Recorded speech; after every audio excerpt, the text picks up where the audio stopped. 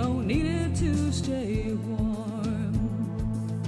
You're so afraid of my affections, you could drown in your own storm. There's no need for reservation, no one else can see. After some examination, man, I think that you've got what I need. It's really alright. It's really alright. It's really alright if you don't love me. What's that look of consternation? I'm completely in control. So if you're thinking of evasion, there's something you should know. Well, I wouldn't say I own you, but you're a lover without liberty. Which would you rather face, that cold-hearted landscape or me?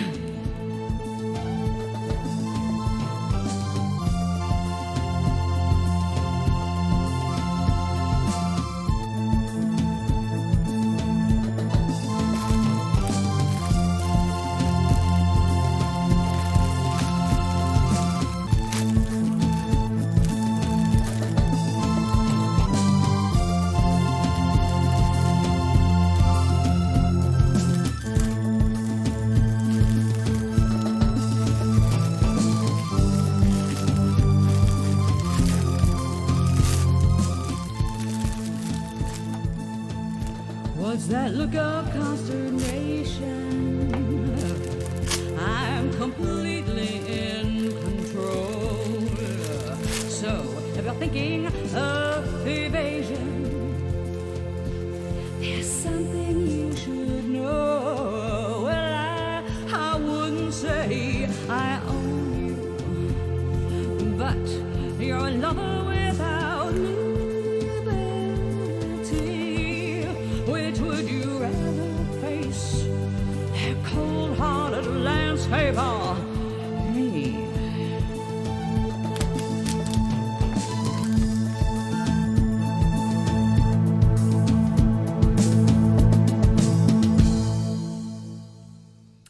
Good afternoon. That is what I was waiting for, what I was talking about yesterday, what I'm all excited about, what we're going to test like right away. This is just a repeat of this really crunchy, bright gold. It is amazing. Yeah, this is one of the tests. This is another test. This one obviously is the best so far. And let's see. Now this I wasn't sure. I was hoping I was getting another one of these, but it wouldn't bother me if it was another one. They have several. There we go. Okay. That is the same, right? Yes. Stay closed. But this is the one. This is the really, really important one. It does look different. Looks smaller. Well, we're going to be checking it out. If this is able to retain its brilliant red and shine after being coated with different mediums for protection, for long-term preservation, we have a winner. If not, oh well. I'm sure I can figure out something else. I got a little bit more of this tape. It's really come in very handy. I had a credit, you see, and I needed to use up my credit. And one of the real reasons I had to place an order was I need a winter nightgown. So I thought, let's find a nightgown. I need a nightgown. And, you know, I got to spend that money anyway. So,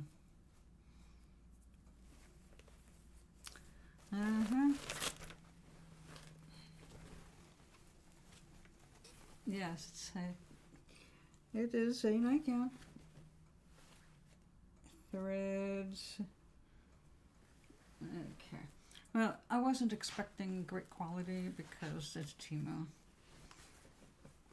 Don't kid yourself with that company. Occasionally you will get lucky, but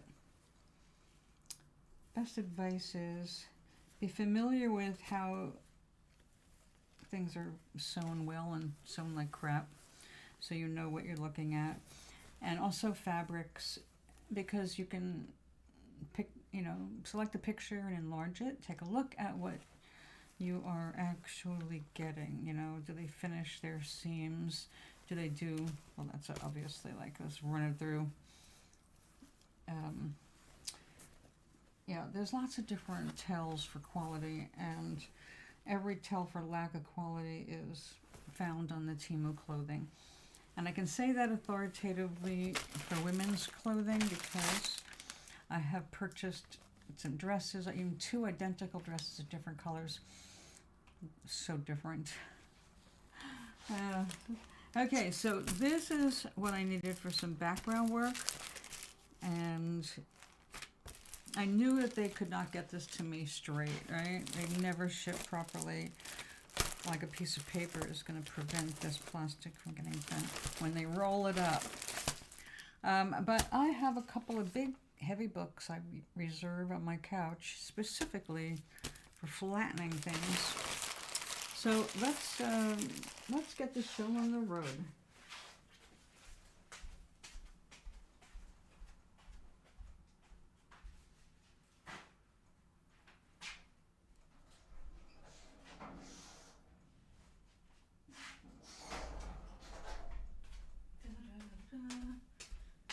Let's flatten this sucker after we take it out of its restraining paper. Now this one has. These bags, I have to say, have been a very pleasant invention for sellers, mostly sellers. But not bad. I mean, comes out. All right, what kind of paper do we have here?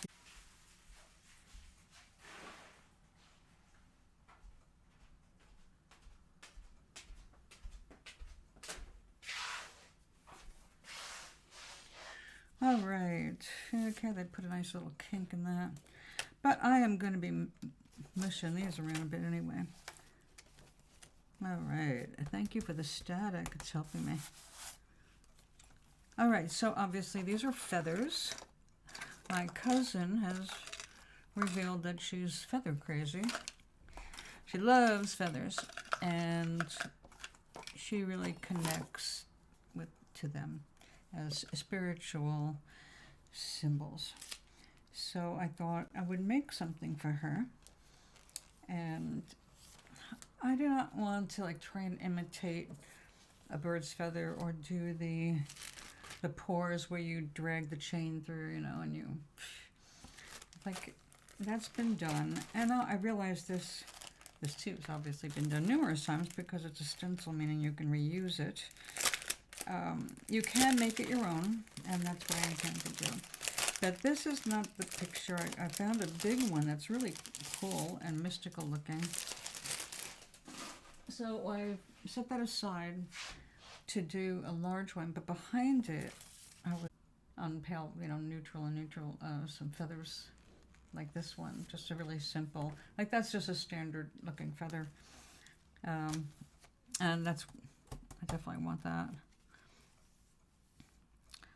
So cool. So this is what I did yesterday, messing around with the feather. I taped it off to make it the shape I wanted. Uh-oh, I'm gonna go pick up those.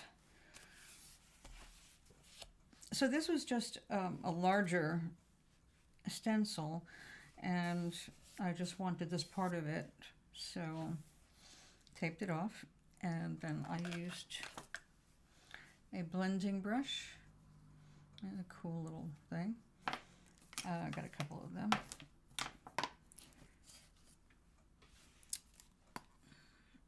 And this. Now I already had some green on the brush, so the green played into the light yellow, and I was able to draw that out. I love when that happens. When you plan for that to happen. I could get this out of a little bit of soap and water. But, if you want to blend other colors that go with it, then you can just let it dry like a watercolor.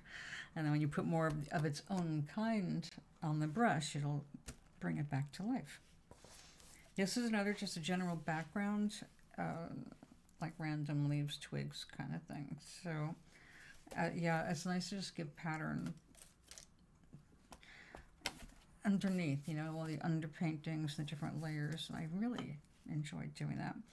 Now, one thing I just realized, like this is an oversized template, and I don't have an actual shelf this wide. I know I don't have any bags this wide, so let me think a second. I have canvas this wide.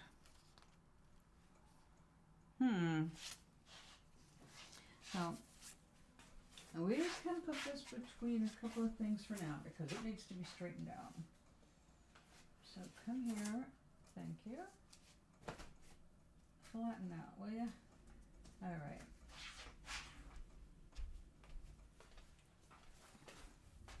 This one we have a place for.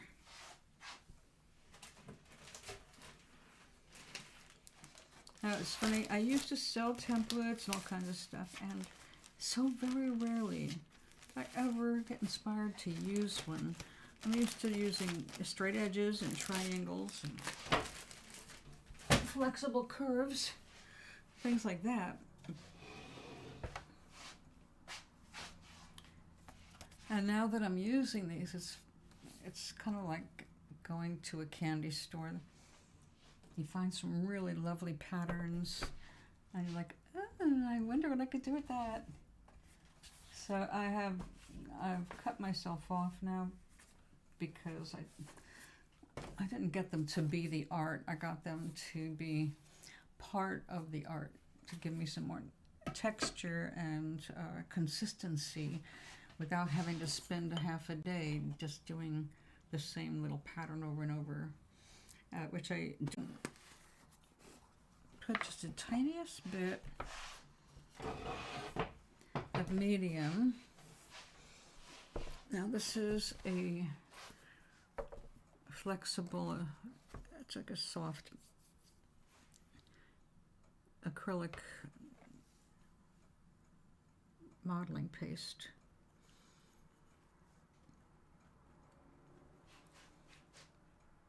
Now this is an experiment anyway, but I can make it one that lasts for many, many years.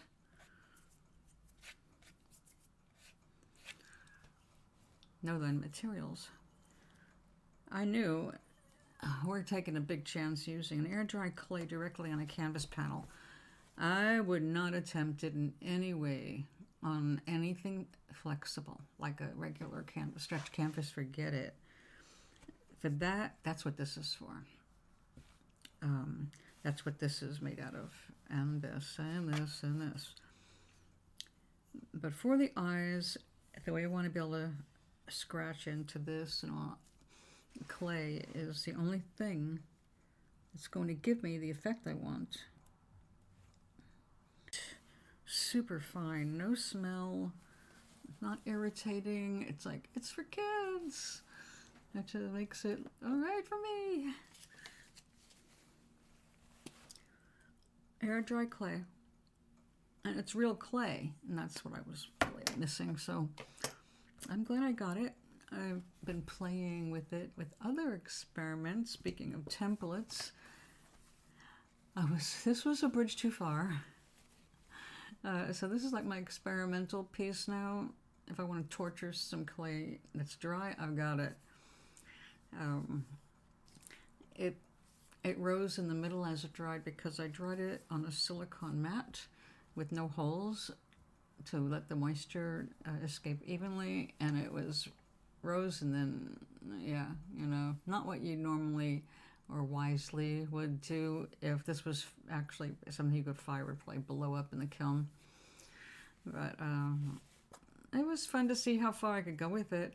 I took a template of a mandala with a lot of fine points and really shoved it down in that, and I left it to dry. And because there was so much plastic here, it kept it from drying on top at the same rate the edges were. So, yeah, interesting effect, huh? Now I know how to produce it on purpose, if I ever want to do that. Just lay some plastic down on one spot and let the rest of it go ahead and shrivel up. But the problem is when you push something that far down in clay, it's really hard to do it evenly. So some of it went a little too far, and some of it, when it came up, it pulled pieces of it off, some of the clay off.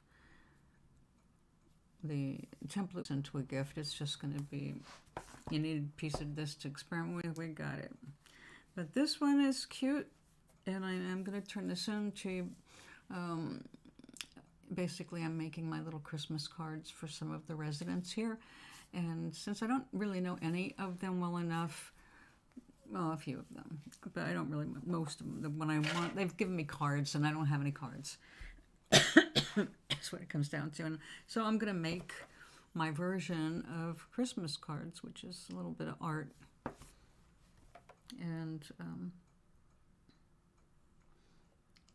I know that they will like it. And because all of us are kind of strapped for room, giving anybody 90 years old something that's just going to take up room, or something that has to be dusted, is not a kindness. It's more like an awkward, oh, thank you for this thing. I'm going to have to quickly now figure out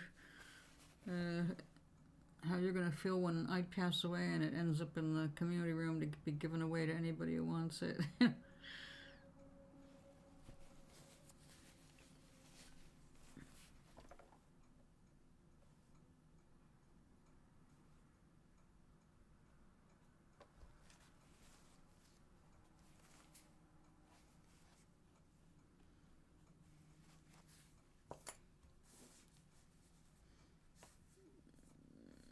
Okay, oh, just so you know, if you're listening, I can only see the chat, or participate in the chat, by looking at the phone. I can't really see much over there. Let's move a little bit more. It's hard for me to read across the room. And my Kindle, for some reason, will not show me, or let me participate in the chat. So I don't know what to do about that other than just suffer through it.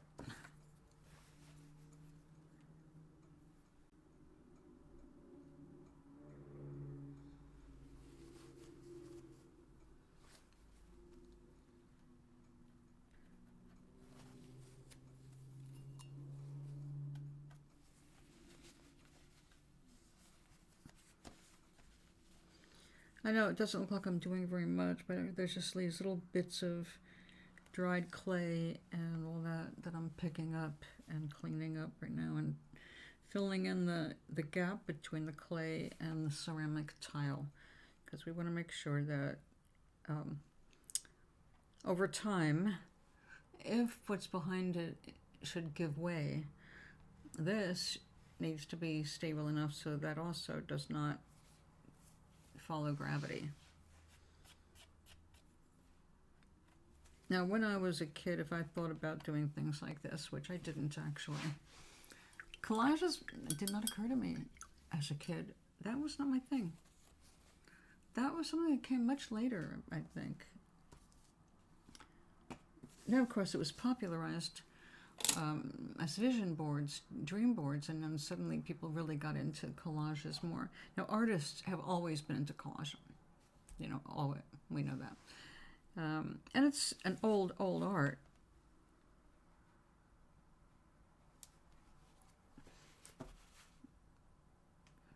But I just wasn't thinking in those terms, putting together things from not my own mind to make a new idea. And I love it now as an adult. And actually, that black canvas that I started last week, I have plans for a collage with that. I have to go through some Women's World magazine my neighbor gave me. I don't subscribe to magazines, and I don't know exactly what I want to do on this. I'm thinking about bringing nature into it. We'll see. I have to see what kind of things they're promoting.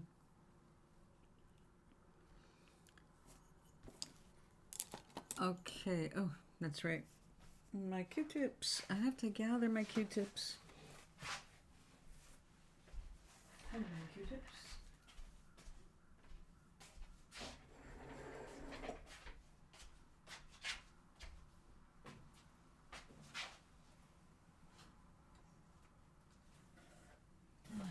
Okay.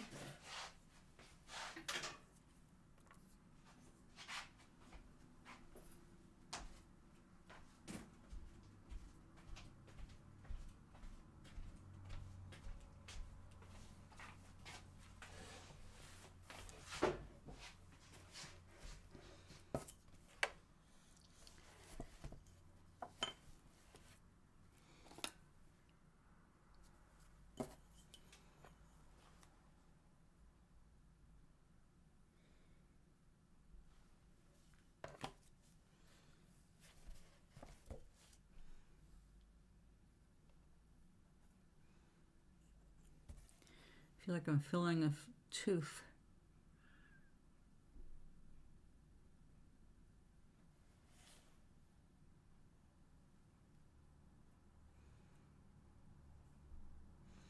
I used to do work like this when I built scenery inside an eggshell.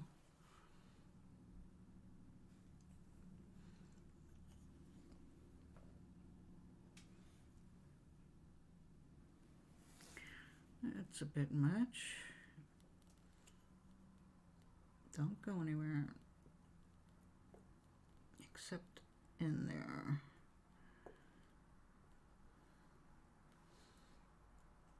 All right.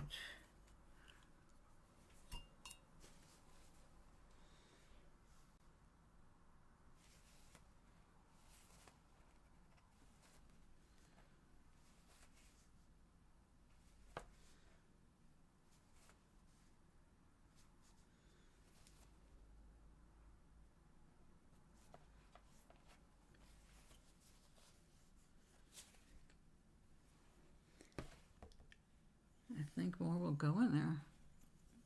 All right.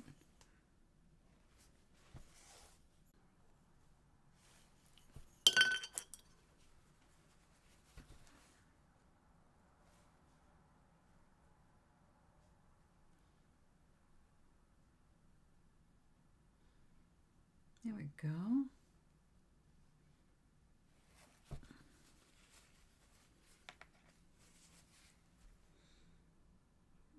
Looks like actually it could take a little more. Wow, bottomless pit.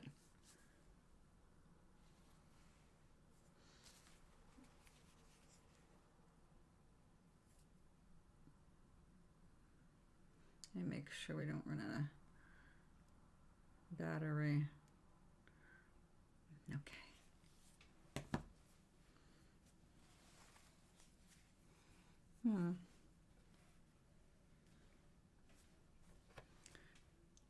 Do that.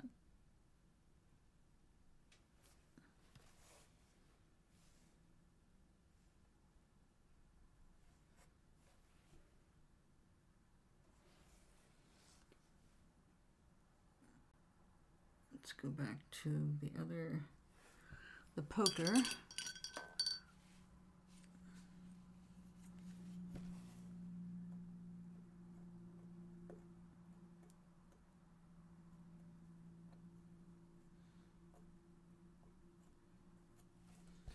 My goodness. Is it coming out the other side? No, it's not.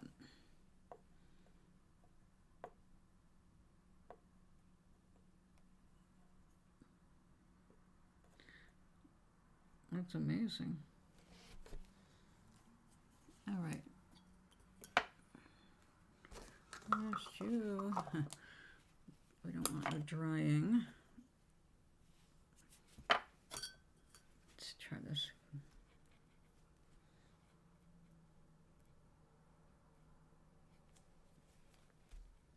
No, I don't want to mess up the finish because I made that finish nice and shiny and the right shades of blue and purple that I wanted.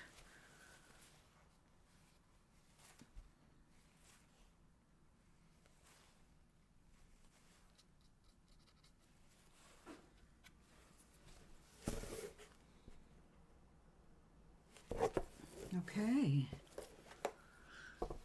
Whew. A little holding of the breath there. Now, I don't know where people are talking or not talking, so I guess I have to look at that. The chat there. I do not know.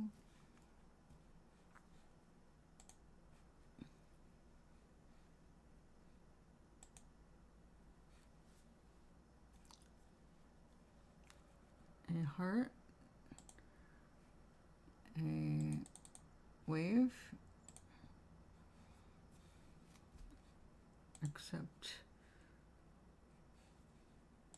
why didn't it?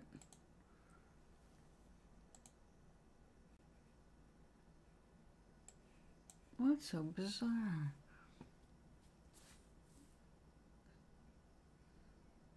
Well, it's not here.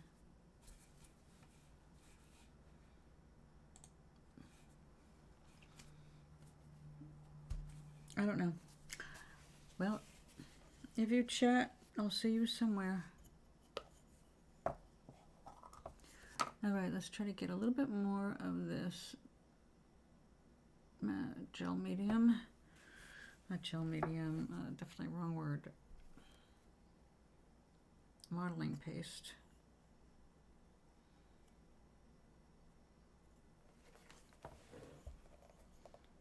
It is flexible modeling paste.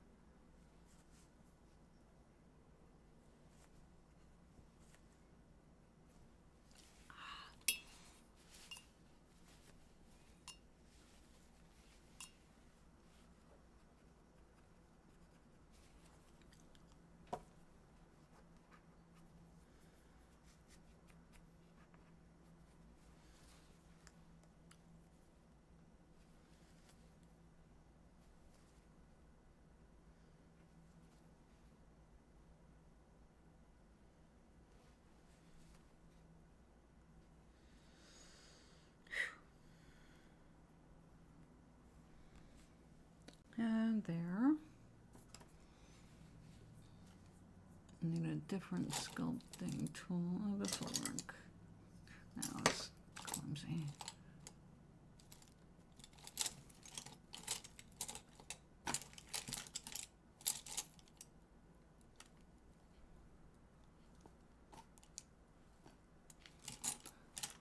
Let's see, I haven't used it in a while. I might have put it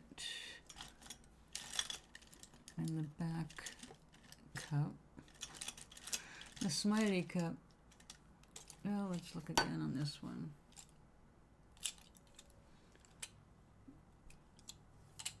Aha. Recognize it by its handmade handle.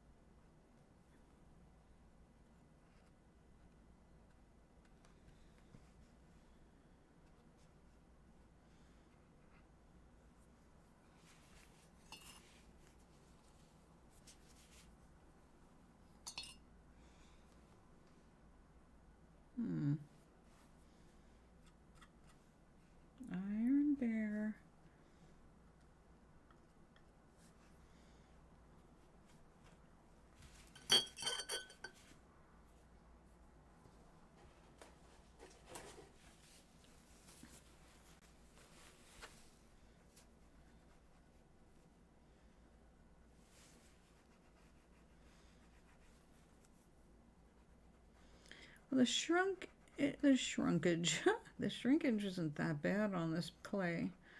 There's definitely shrinkage. I can see the actual line where it left a little bit of residue as it pulled back. But it's easily washed away.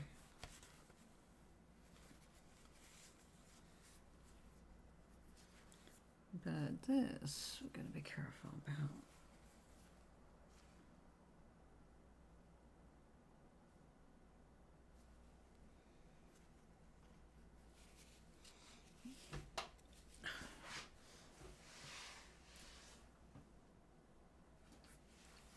Knocking things out of my own hands.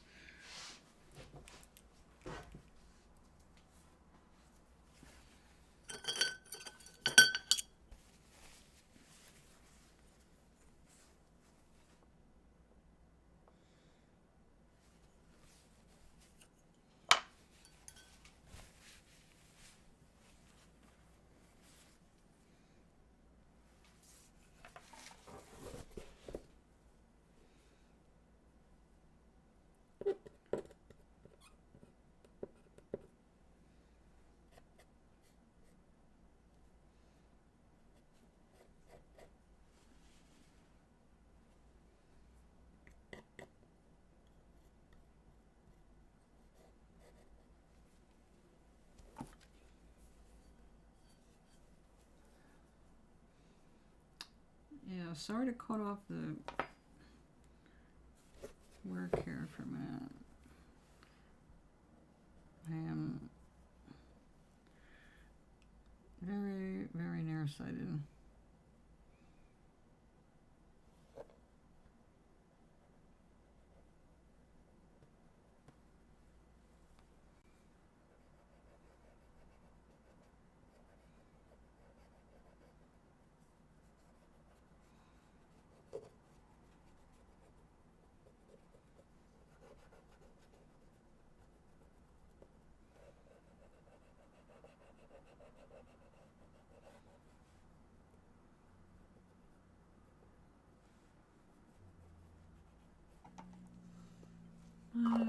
Let's see, this stuff dries out very quickly, which is why I transferred it from a big container into this plush, Lush Posh Chocolate body wash.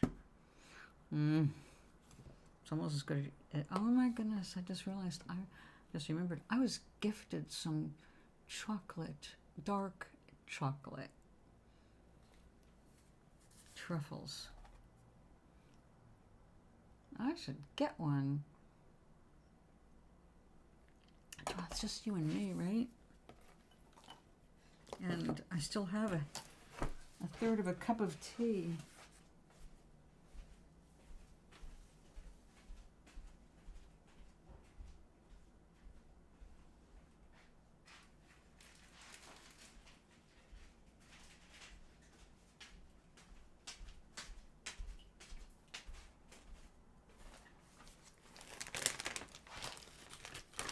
Look at that.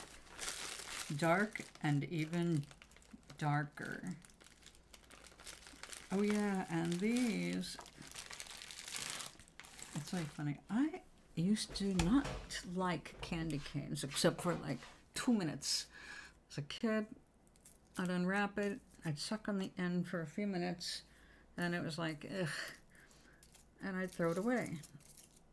And it wasn't until a couple years ago I started liking candy cane crushed up into little bits and put in other things, or deadly, put it on top of triple chocolate brownies before they bake.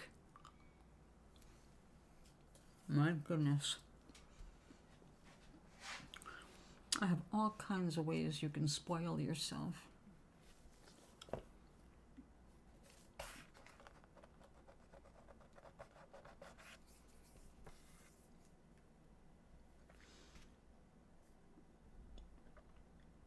Okay.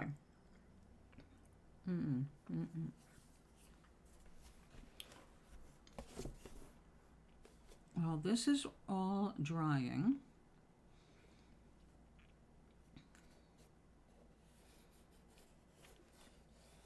Can I work on that? Yes, I can. All right. If this bothers your ears, say something.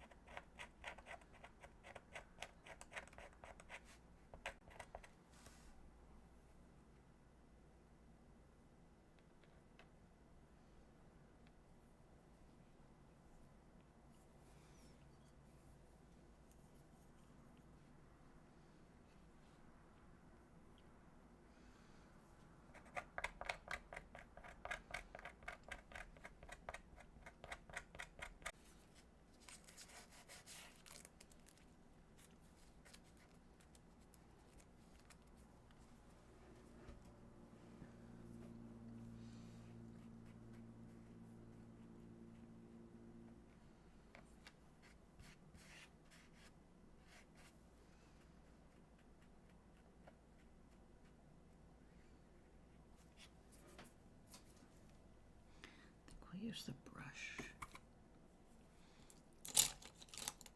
A little bigger brush. There's another round.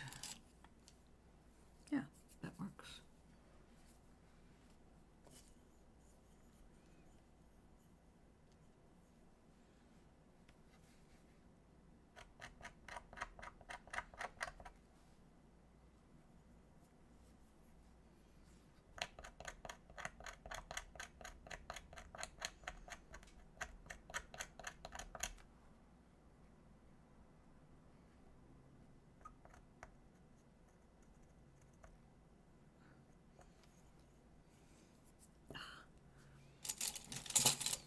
Okay.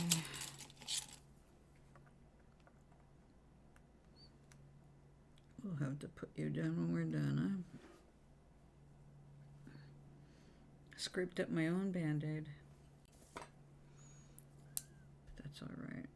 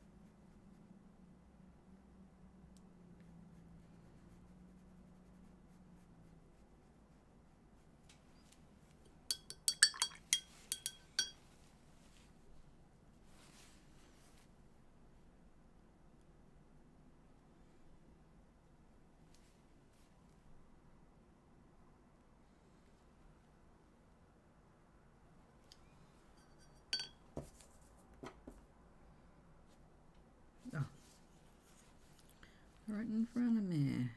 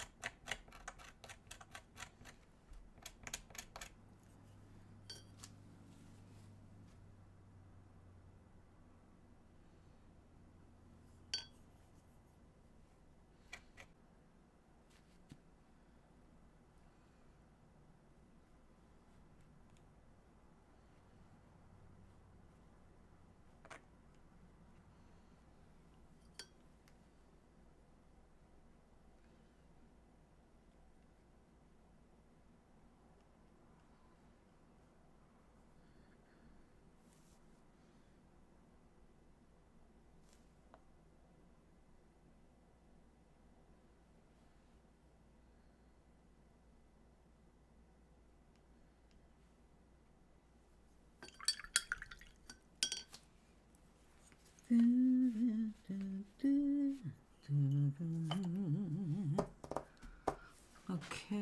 let me see a few more of these.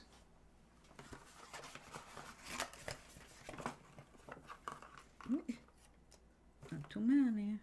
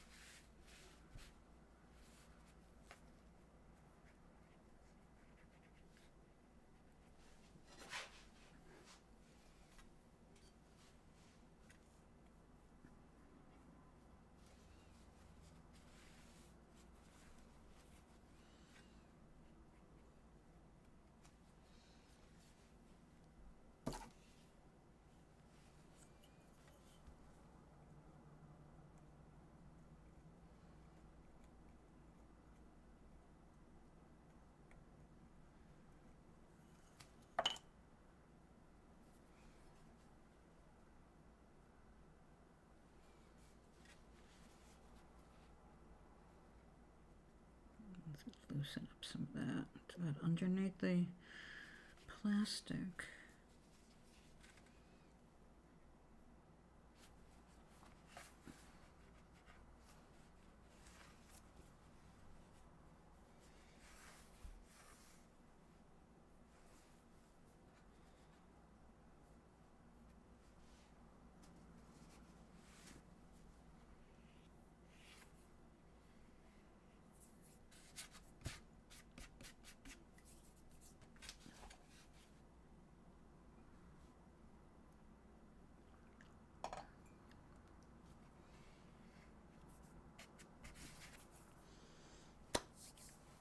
Are we ready?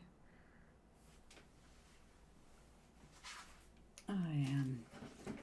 I've been wanting to do this for a long time. Yeah, I need a small container for this too. Ugh.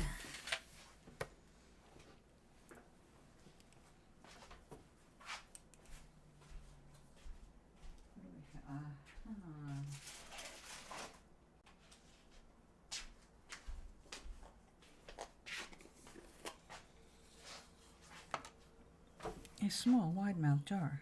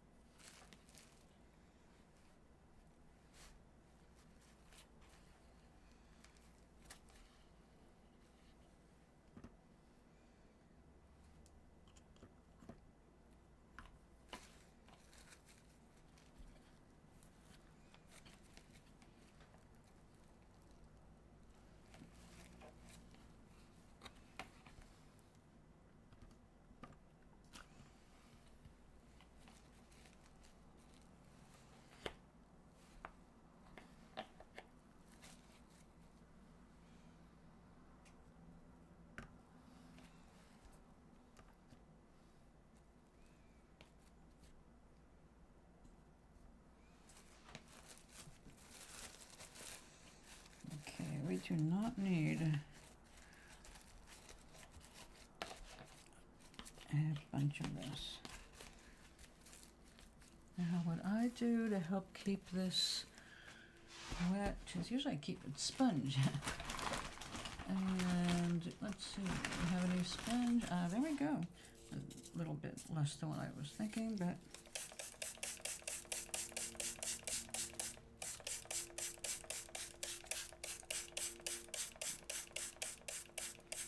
you don't want it dripping wet.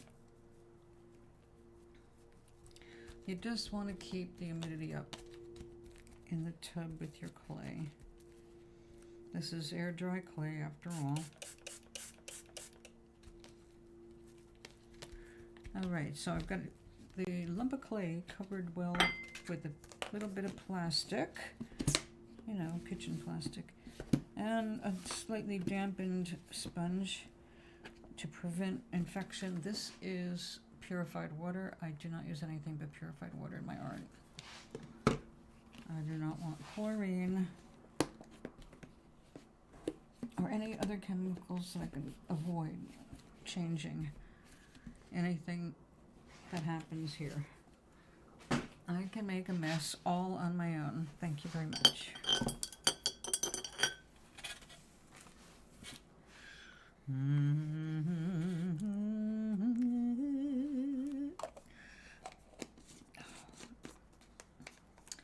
We're gonna let that get solid first. Then, yes, we're gonna come back to that. We have something we have to do in order to move forward. We have this and this. All right.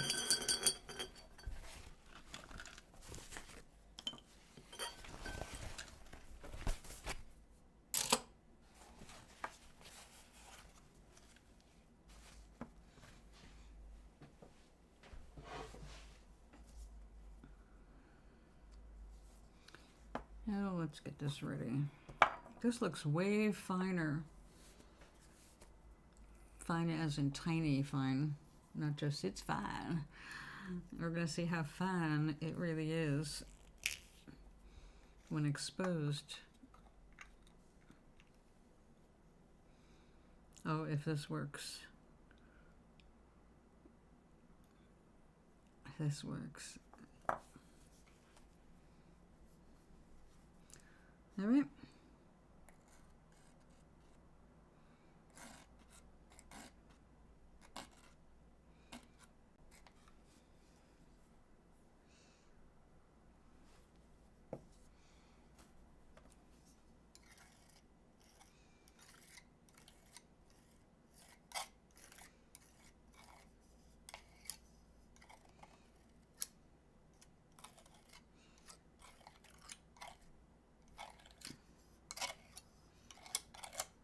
As well, we see what happens when we put this medium over these the colored metallics. But this is from the same company that made this super bright stuff that seems to be standing up very well so far with both solvents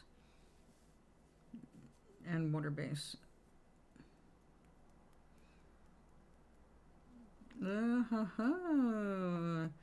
They're calling this, by the way, if you're looking for this online, it's kind of pricey. I just bought samples. They're not calling these samples, but that's essentially what this is. A sample of chunky glitter. You get to pay, oh, I don't know, 89 cents for this almost weightless thing. I don't even know if they could actually weigh this outside of weighing the plastic container it's in.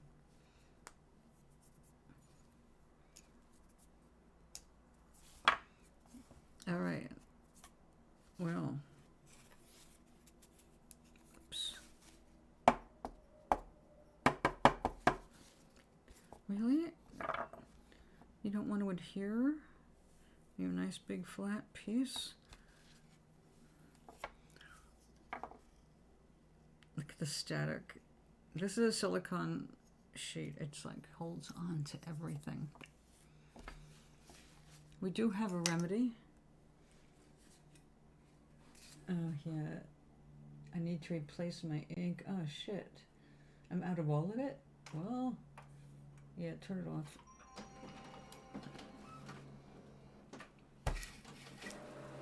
I knew that day was gonna come. It's unfortunate, it's all the colors, including black outlines. Printer ink. It's almost full because of the snowflake paper. That's all right. All right, so batten down the hatches.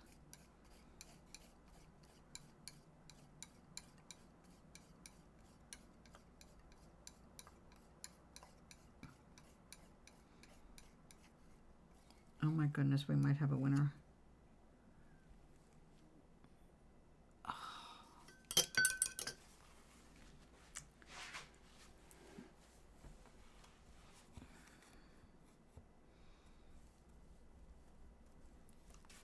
Oops. Oh, now I gotta put some more on. That was a mistake. I didn't leave room for the test with the clear nail polish, solvent based, which I prefer not to use. But the longevity of the painting is the goal, increasing its longevity. How long will it look good? Of course, paintings need help keeping young. Just like us, paintings should be out of the sun. Your paintings, when they're hanging on the wall, should never be exposed to sunlight, ever. Even indoor lighting, you know those little library kinds of lights they put on? And then underlit, they even move those. Only so much light. Light deteriorates things as well as helps them grow. Greatest irony of all, isn't it? Without light, we're dead. With light, we're dead. Either way, we don't really die, so. Okay, so far, I have to say I am impressed. My son might end up with ruby slipper lips. And would that not be fun? If I can't get those beautiful magentas, at least I can go red. Red's one of those colors you have to really totally commit to. If you're going to get a red, it better be a good red. I hate shitty reds. Muddy reds. I don't like muddy reds. Another word for shitty. Alright, so it's definitely shinier if it doesn't have anything on top of it.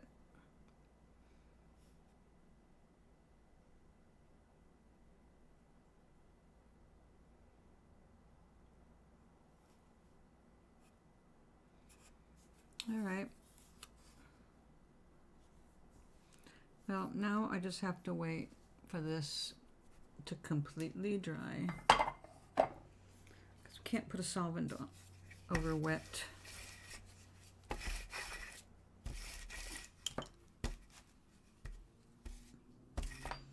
Come on, little specks. Okay. I don't know if this is supposed to split or I don't know. These are I haven't used too many of these in my life.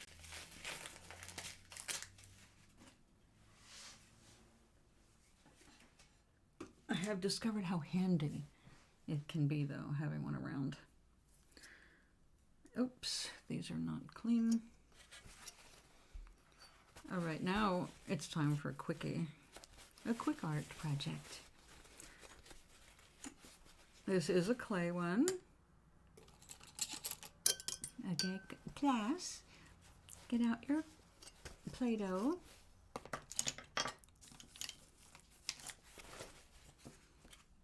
Da-da-da. Okay, this is best done on a time table. Something you can spin around. All right, let's see. We need to seal. We'll seal it with paint and glue. It'll be all right. We don't need to overseal and overdo. We do need to get a base colored down. And you know, the gold is very attractive.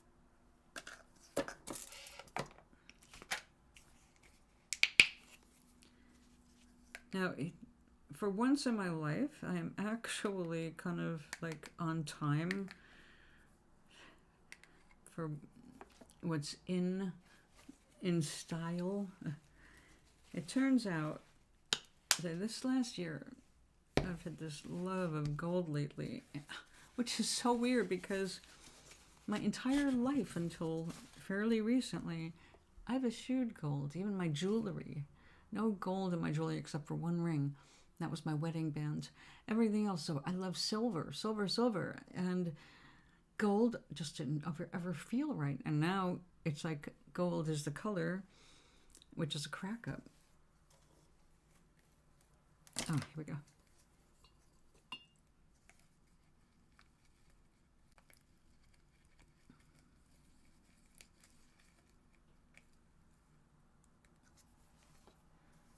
We need it much thinner than that.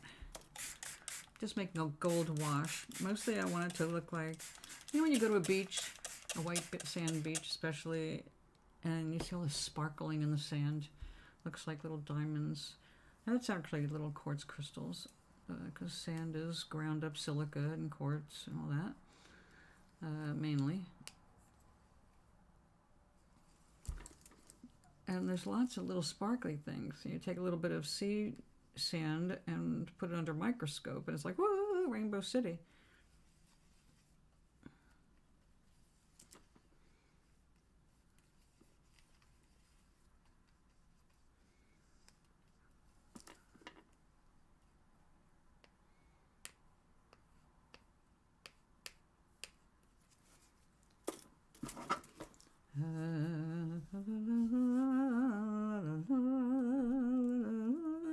So gold isn't in color this year.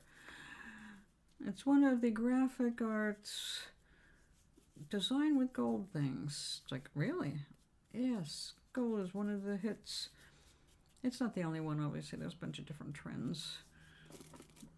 I looked at the trends, the top 10 trends or whatever, you know, how they do those little videos. And I'm seeing lots of familiar stuff. It's like, yeah.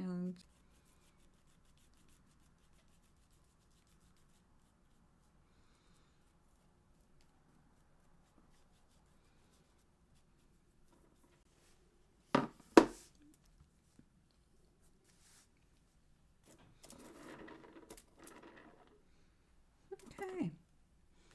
Now, since we have so much, and I put it in here with the lid so I can save it.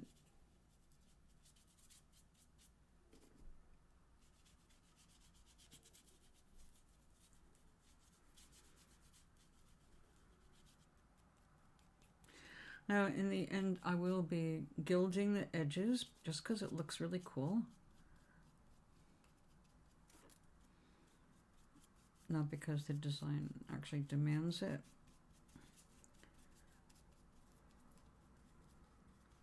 And after doing it on my first little clay mandala, it's like, oh yeah, that looks cool.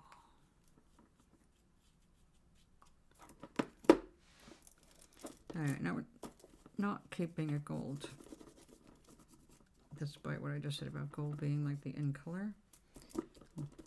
Working with gold. I'm trying to just get the transparency of it, so I deposit a lot of mica on the clay, because huge amount of mica in the metallic paints. Alright, lid me, where's my lid? Oh, she popped her lid. She can't find it. Well, actually, it looks like that is what I did. Oh, there it is. Yay! Where do you think you're going? No, seriously now. Do not be jumping all over the place. I do not want to be covered in your... Much as I like your color. Stay. Ouch. That was my elbow.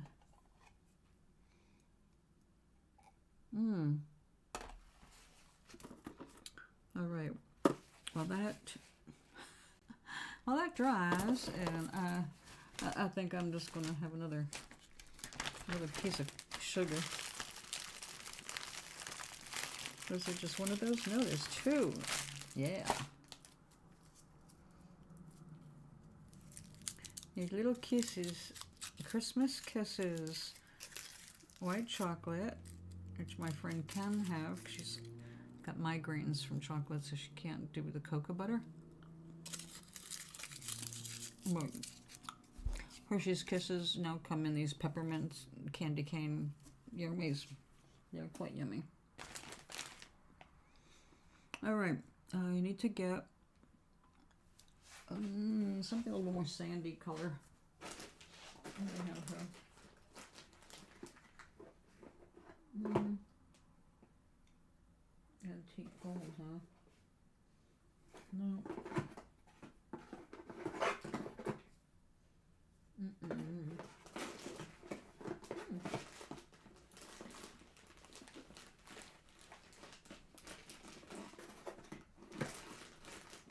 I think we're going to go with parchment.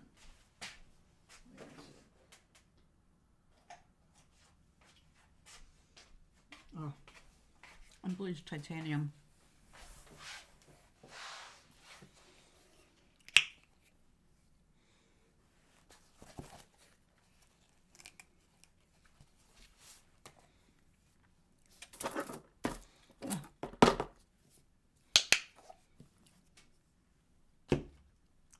Of course I'm wearing it.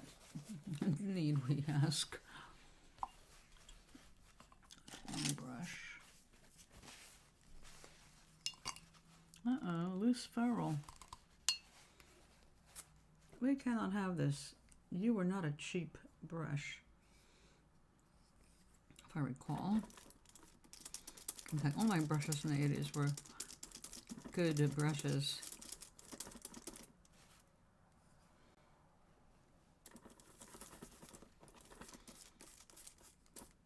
Nope, can't see through you.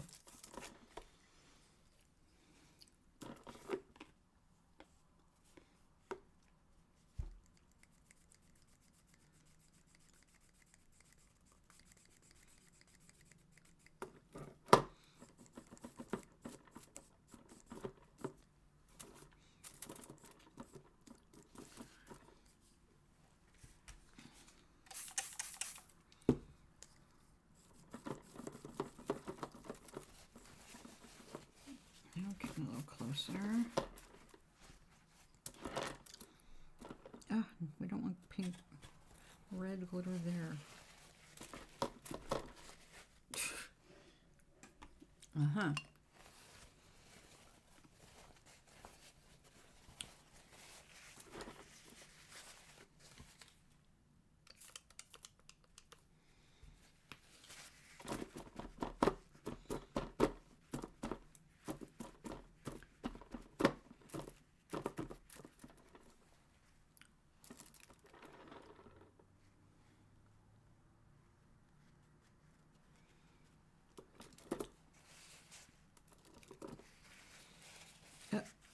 That little red glitter is trying to get back in the game.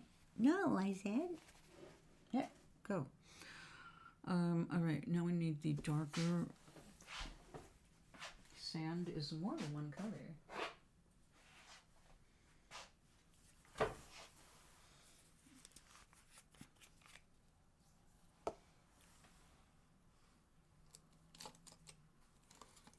Something stiff.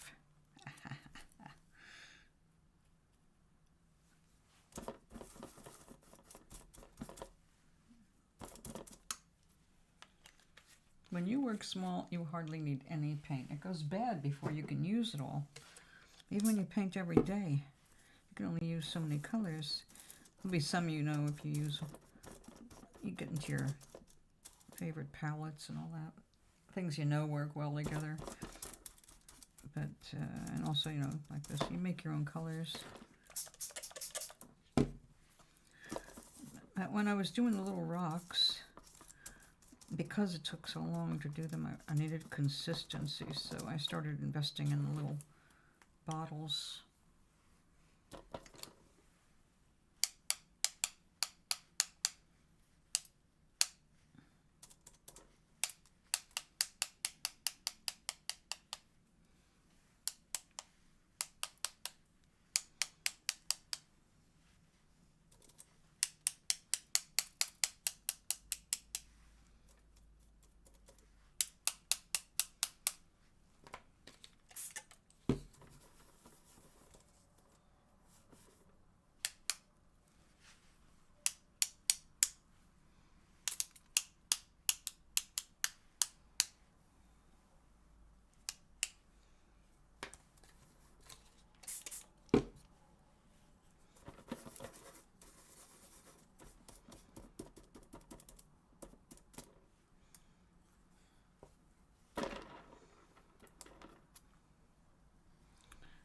using my light.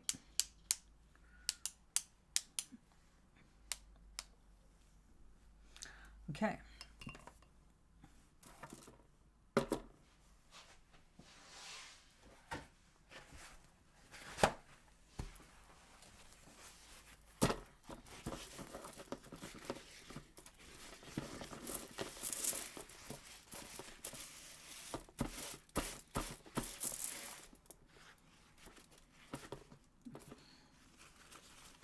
You're rather inefficient today.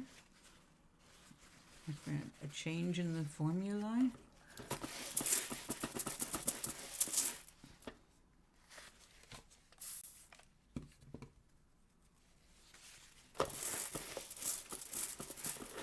You would think that would just lift her right up. Hello. Aw. Thank you. Not always. I have my ungentle days, but thank you. How are you doing today? I don't know why it's not showing up here. Hey, where'd you go? I have to look at the chat through my telephone YouTube. My cousin just got her birthday wishes. Now, I'm going to say hi again. It came up, but you're not showing on mine.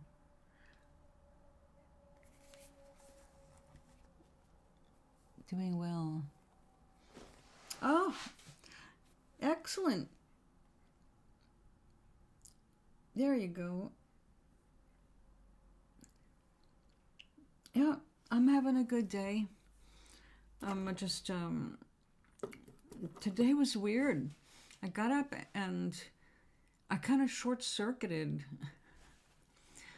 Not in a bad way, but weird, because I don't usually get overwhelmed. But I had one of those mornings where I wanted to do everything simultaneously. It was like a rush of such intense creativity and a desire for certain social outreaches, and everything was like at once.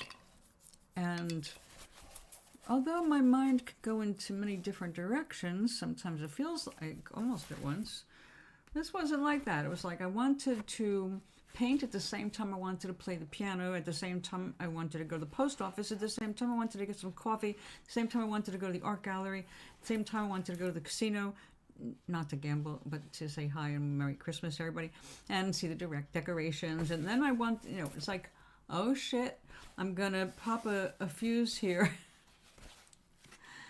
So I ended up doing a fraction. A friend of mine took the stopping at the post office off my head, so I didn't have to think about that. She took my mail to the post office for me, and I'll just pay her after I get some cash.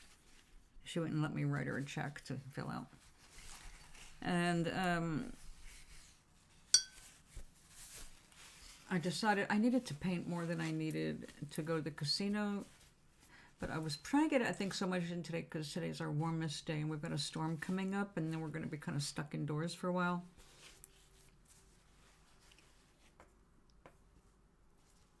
Yeah. Yeah.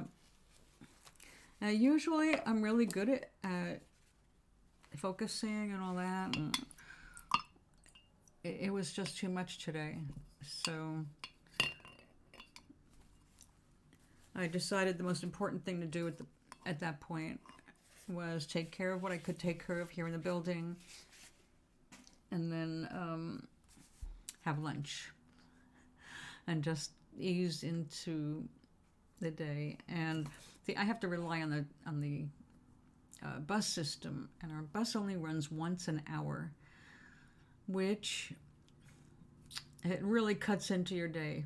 It's an hour. It only takes 5 minutes to get to the post office, but then I've got to wait an hour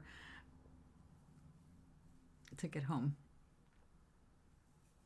And if you miss that, another hour. So you can really blow an afternoon just trying cover a couple of chores. And so I try to plan things out, sequentially. And today I just short circuited. It was just too much I wanted to do simultaneously.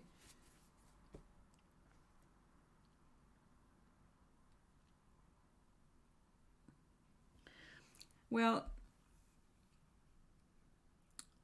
the biggest thing I didn't really display, because see, I used to I loved reading, and I would get lost in the worlds of reading. I would just get a pile of books and go through the whole pile.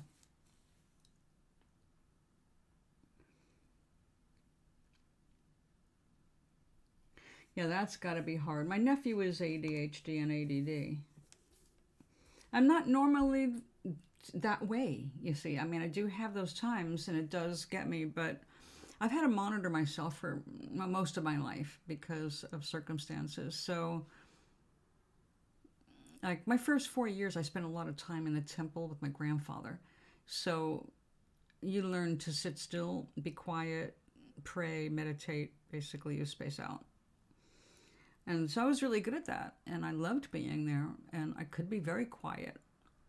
I could go a whole day without talking. Not so anymore. Oh, that's so good.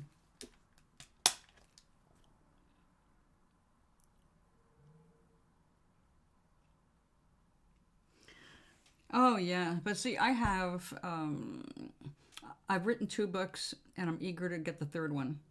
So, I mean, I finished my projects, but not so throughout youth, but as a person who was working with art materials, as a salesperson and a consultant, I learned that people need to try lots and lots of different things. And it's a really foolish thing to preach to people that they have to finish everything they start.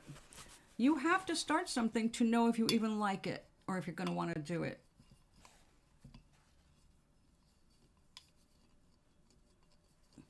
Well, it's on my sister's ex-husband's side. It's not in my blood.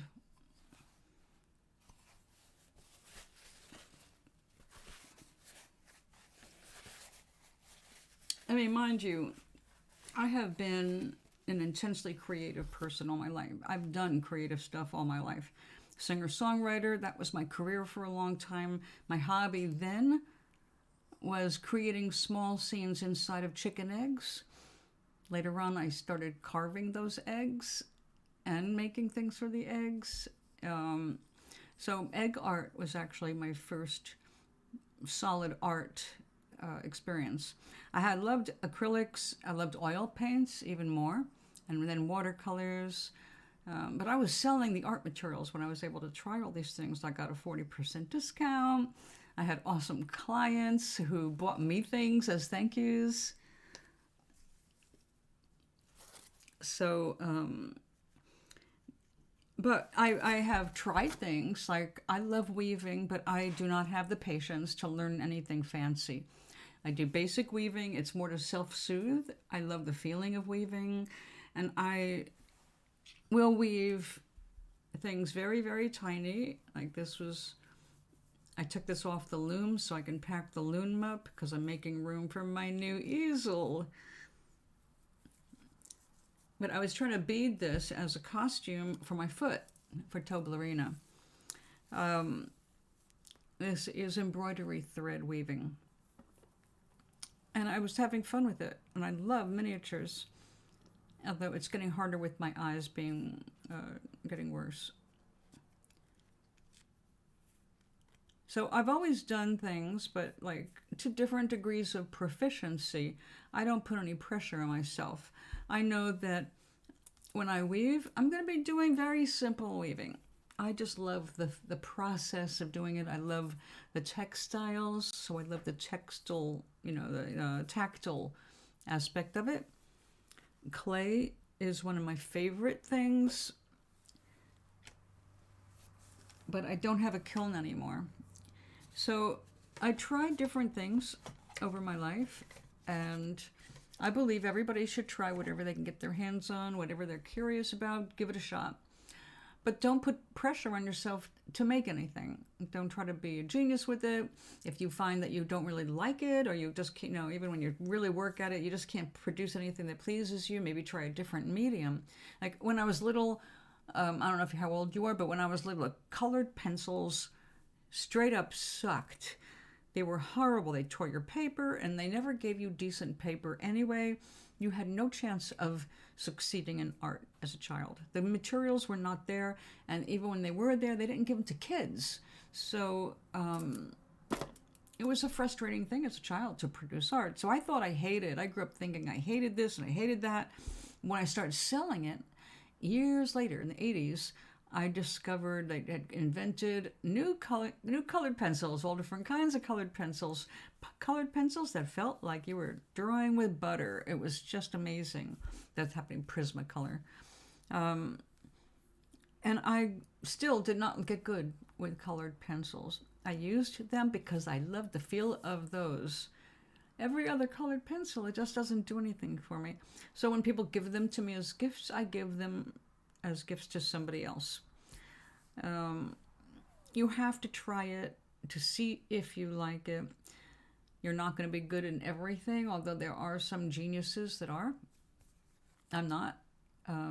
Pastels always attracted me because of the myriad shades of colors available. I suck in pastels, but one of my sisters is excelling with them now.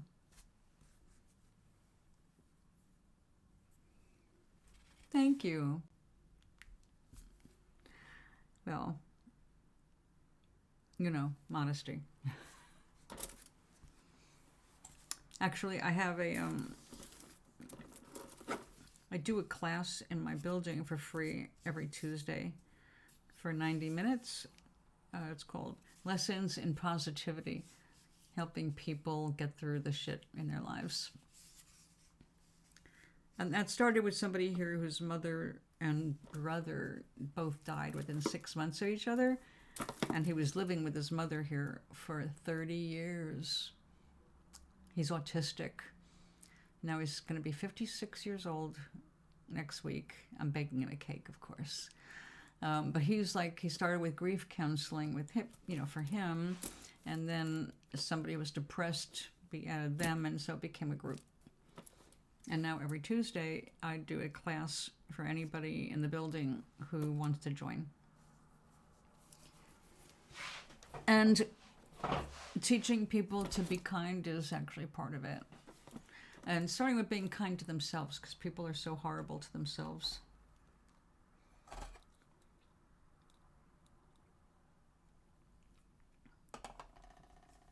So you read auras. You're an energy worker, yes? Or energy reader. Well, if you're an energy reader, you're an energy worker. You cannot help that.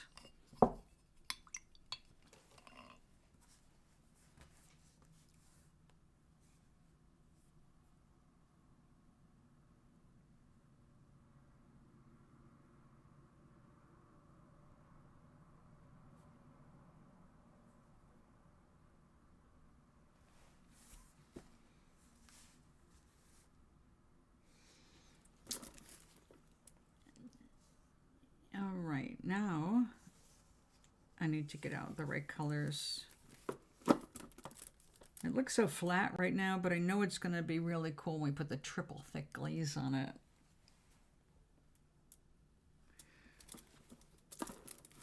Oh, thank you. That's funny. When my ex-husband was tripping one day, he looked at me and he said, "You move so easily through life." And he was looking at my colors, and my colors were very warm right then. I was feeling warm toward him, or warmly toward him. He used to do mushrooms a lot. I grew them for him, but I didn't like to do them so much. But I always made the atmosphere good for his meditations. He didn't do them like just an entertainment drug. He did it for a spiritual experience, deep meditation kind of a thing. So when he started talking like that, I was like, All right, good. You're seeing something besides yourself.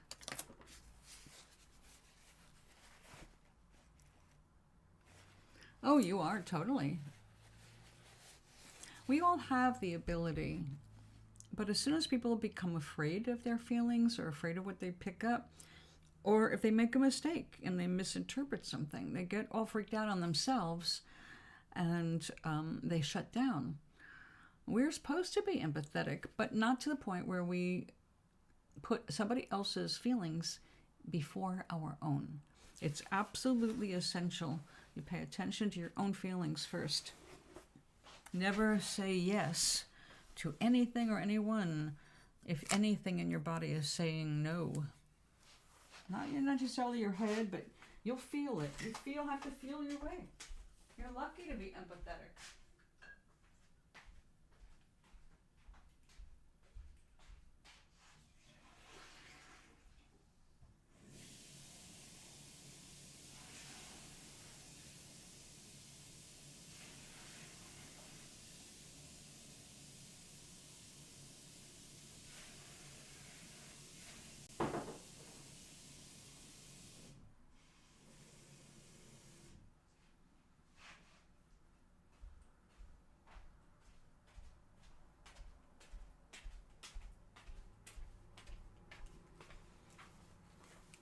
Needed clean water.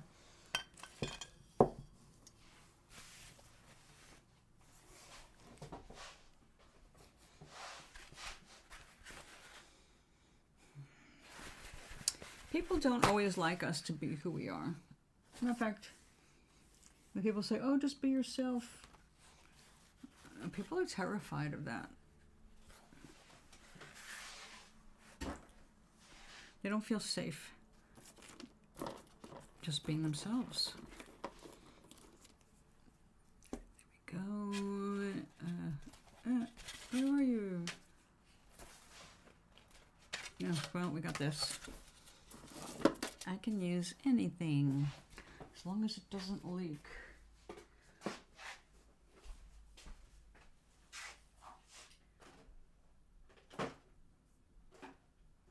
Oh, that's a nice blue. I kind of like the aqua though.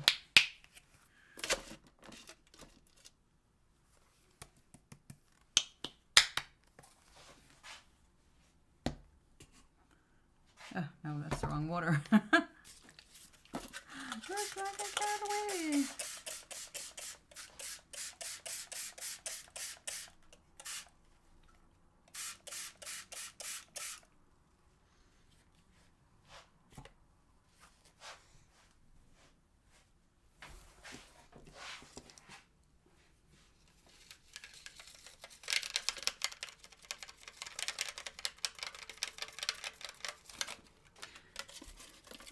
I had a California roll last night. This was the lid. I cleaned it and said, oh, you'll be good in the other room.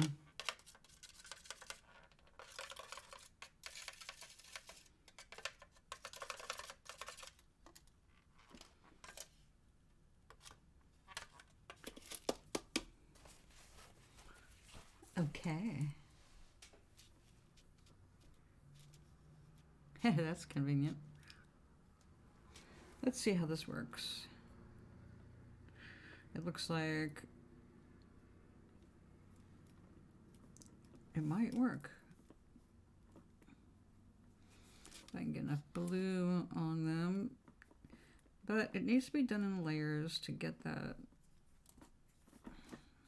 more of a 3D effect.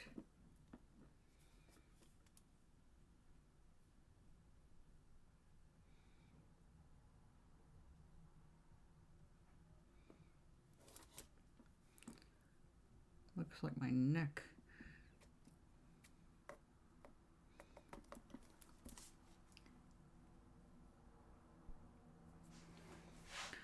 Oh, what would I say? Don't take everything so seriously.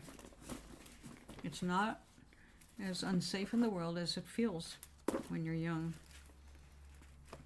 I come from a very abused background which I did not escape partially. I escaped one at 15 and went into another one for a couple of years and then just ended up on the streets at 17. So I had to learn a lot fast. I had some good things about me. Like I said, I had good grounding ability, meditated very early, so I could observe things without getting too completely freaked out, because believe me, lots of things happened that would freak most people out. But I kept my shit together and survived. And not that I want to go back or anything, but the thing is that when you're young, the younger you are, the more serious everything feels, because your wiring is still being created. You're not born with all the wiring you're ever going to have in your brain or your body. You continue to develop, and the brain, which they thought was a fixed thing at some point, is nothing of the sort. They're even finding now ways to stimulate it to repair itself and to grow. So assumptions we make hold us back. So I would tell myself to stop taking things so seriously. I was the most serious 16-year-old you ever met. I was more like a 40-year-old. But that's not a good thing. You know, being ultra mature at 16 is not a good thing. You don't get to experience the lightheartedness and joy of being 16. I had all the serious aspects of it, you know, going through hormonal changes and wanting to be socially accepted and self-conscious. On top of it, I was in a body cast for my 16th year and went to school that way. So, like, it wasn't awkward enough to be 16 walking around with a cast.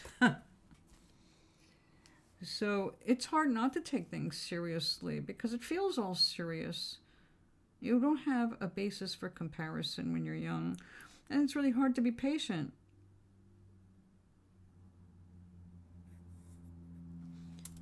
Our perspectives are constantly changing. I mean, are you a woman?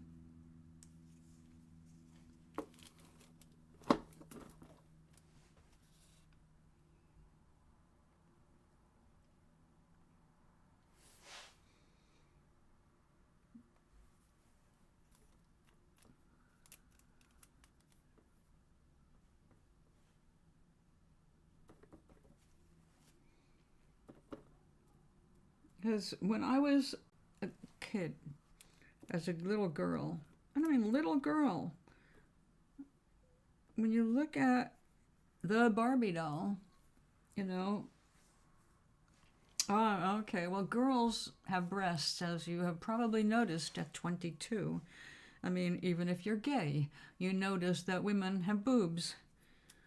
So, when we're little, or growing up, we feel already inadequate because we're seeing things on TV. When we're just normally little flat-chested girls, it's normal. We're seeing all these images of girls with, you know, big bazoombas. Don't worry, sweetie, you got a few years before you can really feel that way. But there's good reason for you feeling that way. You've been going through some real intense learning. You're in the most intense period of your life. The first 26 years, you were in the first 30 years. I did not start feeling like things were starting to calm down until I was 28. When I announced to myself, all right, I'm ready to get married. Because somebody asked.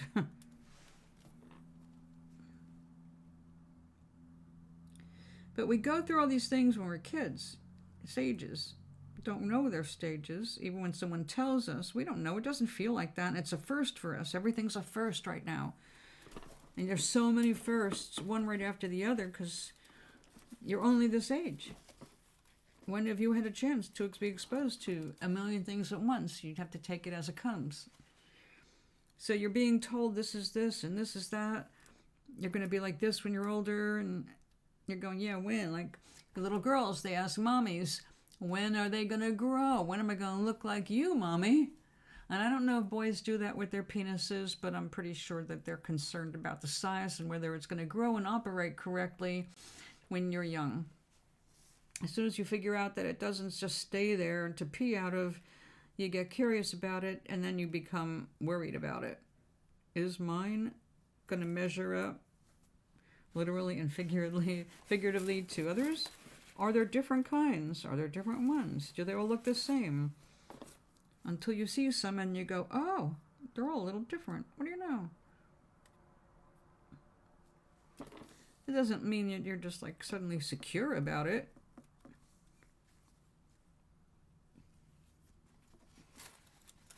I had 2 husbands. One, we divorced when we got married when I was 28. And we were married for 7 years, and then our priorities changed. He decided he wanted to have a child and buy a house, and I went along with buying the house, but I did not have the ability to give him a child. So he was my best friend, so rather than us going into something ugly, we got a friendly divorce. We played cards at my new apartment every Tuesday, and for 3 years. And then I fell in love with this other guy who didn't want children, and he fell in love with a young woman who did. So he got his daughter, and I got a second husband for 22 years. And 30 years after our divorce, he contacted me in Messenger to say hello. He came across my artwork on one of the websites. And so that was cool. So I was married a total of 30 years. 2 husbands, 5 dogs, 3 cats, actually a little more than that, but yeah. So I raised my family of 4-leggeds, a couple of families of 4-leggeds. I have been my own boss. I've worked for other people. I have achieved some of my goals, not all of them yet, and I will never get it all done because we don't get it all done here. It's just the way it is.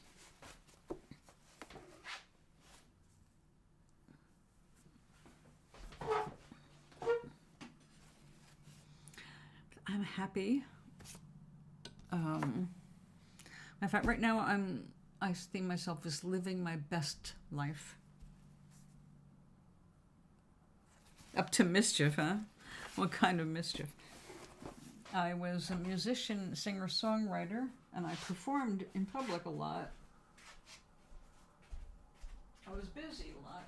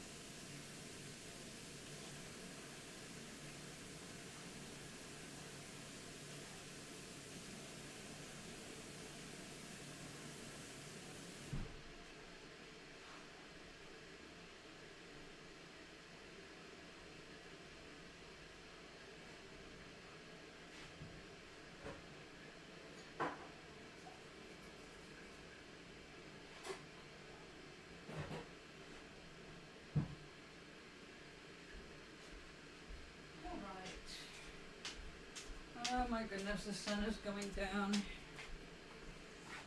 When I lose my light, I'm in trouble. Well, why don't you tell me a little about you? You're in Australia. Isn't it like, what the hell time of day is it? That gold has to stay out. This gets put away. We need blue. Phthalo blue, phthalo blue. That's good. Ooh, pink. Let's go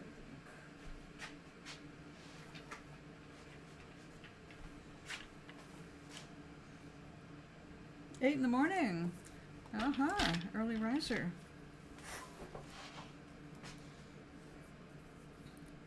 What about you? You're 22. You're in the middle of the Well, actually, you're at the near the end of your brain's growth, first growth, its first flush, as it were. And it should be finished around age 26 or so. Don't worry, you're fully wired right now.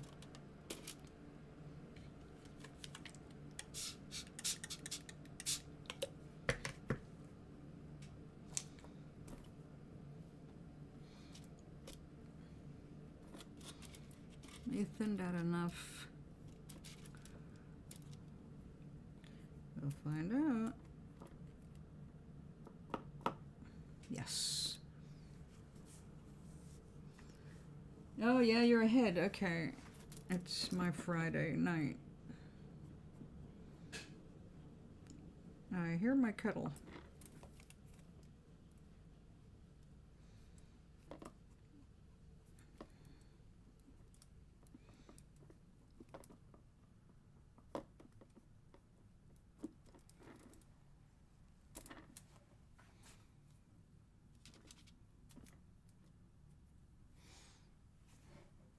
I think I'm going to use a brush. Not you. You're too big.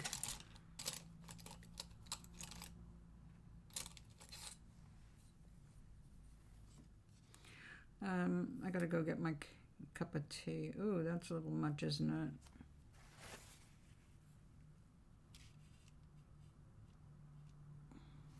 I don't think I want any of them that dark.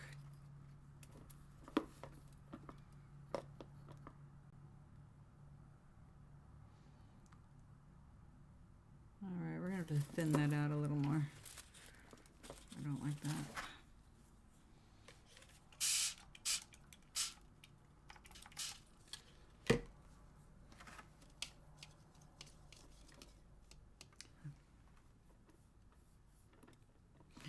Not off the edge, darling. There. Own it, own it. That's what precision brushes are for.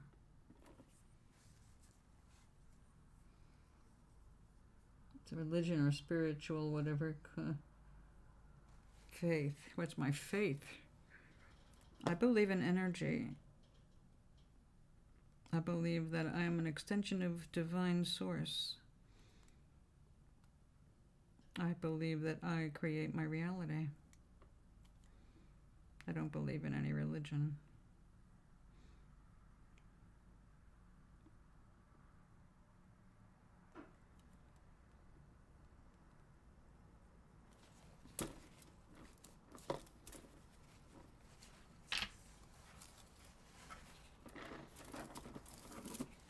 I know,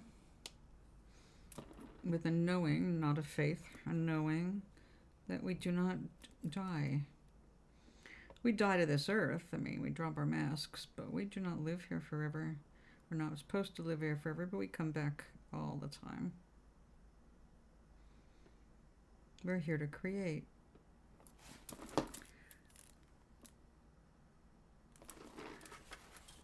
So I say that as a certainty, but I don't expect you to believe that.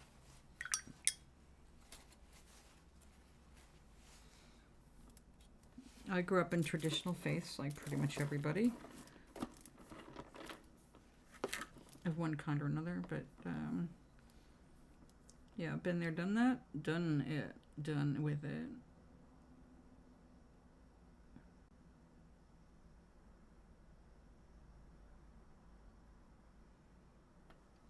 And you? You answer some questions.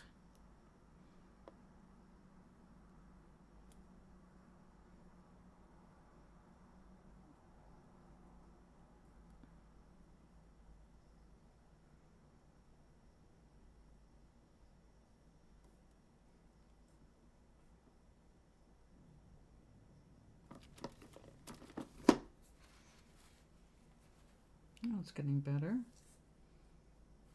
I'll tell you what. Every question you ask me, I'll answer after you.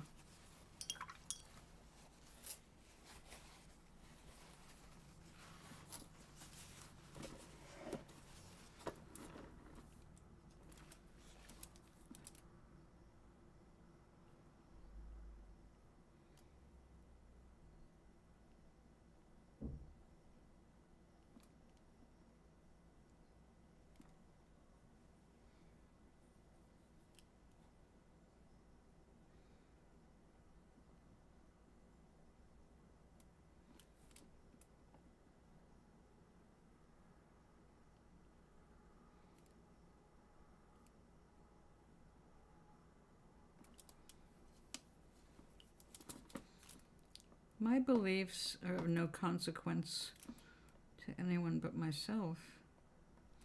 It's way more important what you believe for you, because you're creating your own reality, and you are moving within your own personal sphere of influence, which you don't recognize yet, but you will eventually. Even if you have to croak to remember who you are.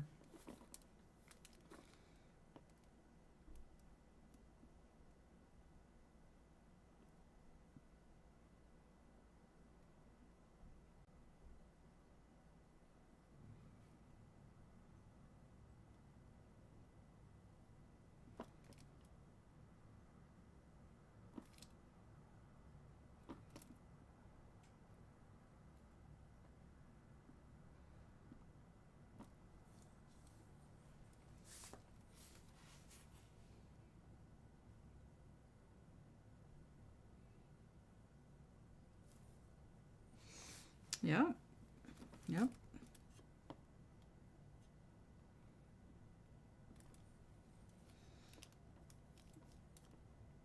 Guidebooks made by guidebooks by people who wanted to do the guiding. Exactly.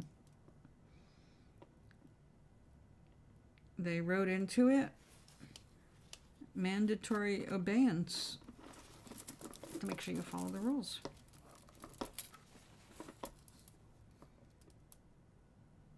It was an inspired moment. But all religions began with inspiration, that connection we feel inevitably when we stare at a night sky in silence and we're left by ourselves to wonder. We feel awe, we feel fear, we feel an overwhelmment. Well, it depends on where your head's at, you see. But if you're one of those people that feel fear, then you find yourself looking for answers. You look, and ancient man did that just like modern man does, looking for answers. And so if somebody found a way to answer, some answers were truly inspired and not that far from the truth. Unfortunately, most of it is fabricated, and it has everything to do with just being here and under the control of one belief system or another. It's made to ensure its own continuance. And that's it. As long as you're tithing your 10%, it can continue. As long as you keep passing down the teachings, insisting your children believe, it continues, for better or worse. I was brought up that way. I was brought up orthodox, in orthodoxy.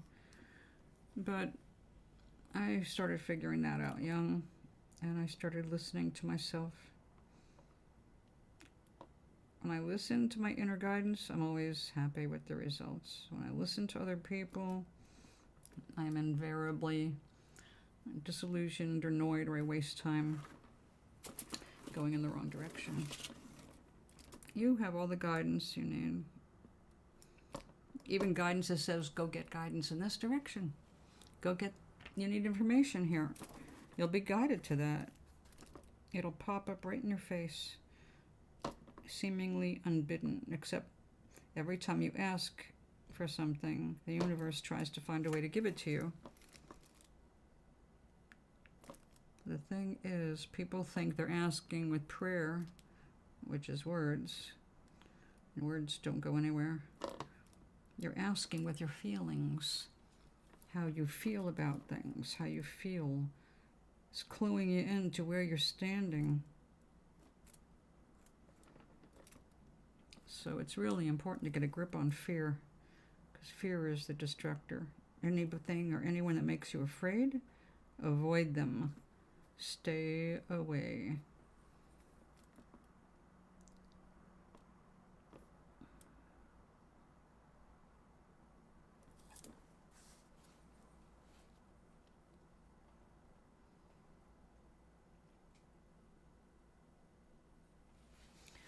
Well, because it depends on your definition of sinning. Who are you sinning against? If you think that there's a tally about what you're doing, That means you believe that God is keeping score. Like God doesn't have, well, God's not a little person sitting on a throne judging you. You're judging yourself, and you will get what you believe you think you should deserve. Whatever it is, good or bad, you punish yourself inevitably, invariably. It's always going to follow your beliefs. So if your beliefs are self-destructive in any way, meaning if you have convinced yourself a certain thing is a sin, and then you do it, you will find a way to psychologically, physically, emotionally punish yourself. You will attract punishment in whatever you feel you deserve, whether it's a little or a lot, you will get it, because you're always in the process of getting what you believe is true. If you believe something is true, no matter how many other people around you say, but that's not true, it's not going to change. For you, you're building your own reality. You're weaving your own story. You have amazing power to change your life in any direction you want if you start to recognize your own power. Most people are terrified of that. They don't want to take their power. Yes, exactly. When you start thinking like that, you will start changing your life in the direction of your dreams rather than fears. Never let people make you afraid.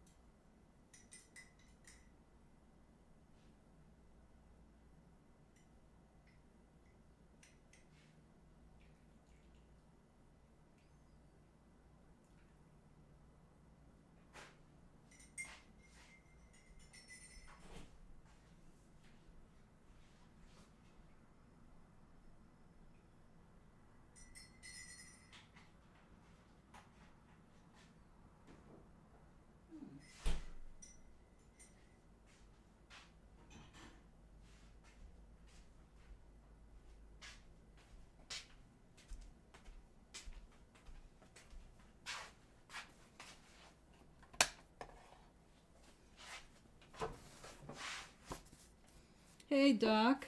Aloha.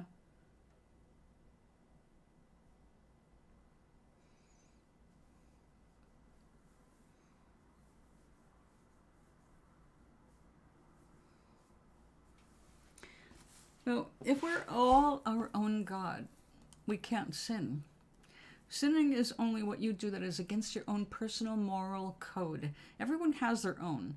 You don't have to be taught anything, because atheists are some of the most moral, giving, generous, philanthropic people I know. They're the ones behind Doctors Without Borders. That's an atheist group. Doctors who don't give a shit what you believe. They're there to save your life. They're doing good. So you don't have to be taught by any particular religion, but you're most likely born into one or the other. And then as you get older, you meet peers, you meet people who you like and you trust, and you decide to check out theirs. You might even change your religion to be with somebody. So, because ultimately it's all same feeling, right? The feeling of connection to the divine, no matter how you describe it. You can call it source, which is what I do because I see the universe as a vibrational collection, a collective. I love that we're a part of that. I love knowing what I know, but I also know that in knowing what I know, it's for me to know and you to find out.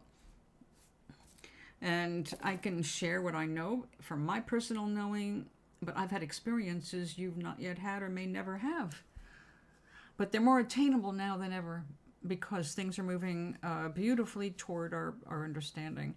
We've been trying to remember who we are for centuries, but unfortunately the written things that people have kept alive for 6,000 years keep us 6,000 years backward. But as you see, not everybody's at the same level of progression, just like not everyone is smart.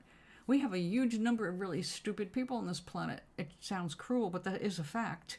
It's not a bad thing in terms of them being human. It's just that not everyone has the same brain power. And it's not meant to be. We're all here to have our own experience, and not all of that is calling for a great deal of brain power. Unfortunately, a lot of the people that don't have very much brain power still have power in the real world, and they can affect us. So that's a drag. But we're getting actually on the level of what I would call spirit. We are having more and more people remember who they are. They're having more and more the experience of remembering is becoming more accessible. There's even a scientific way to bring it on. Dr. Joe Dispenza is actually teaching meditations. They're changing people's lives where they are having physical renewals, being physically reborn while they're already here. And a wonderful, wonderful experiences. And I know that these are genuine, not just because people swear testimony and things happen in front of your eyes. I know because of my own experiences.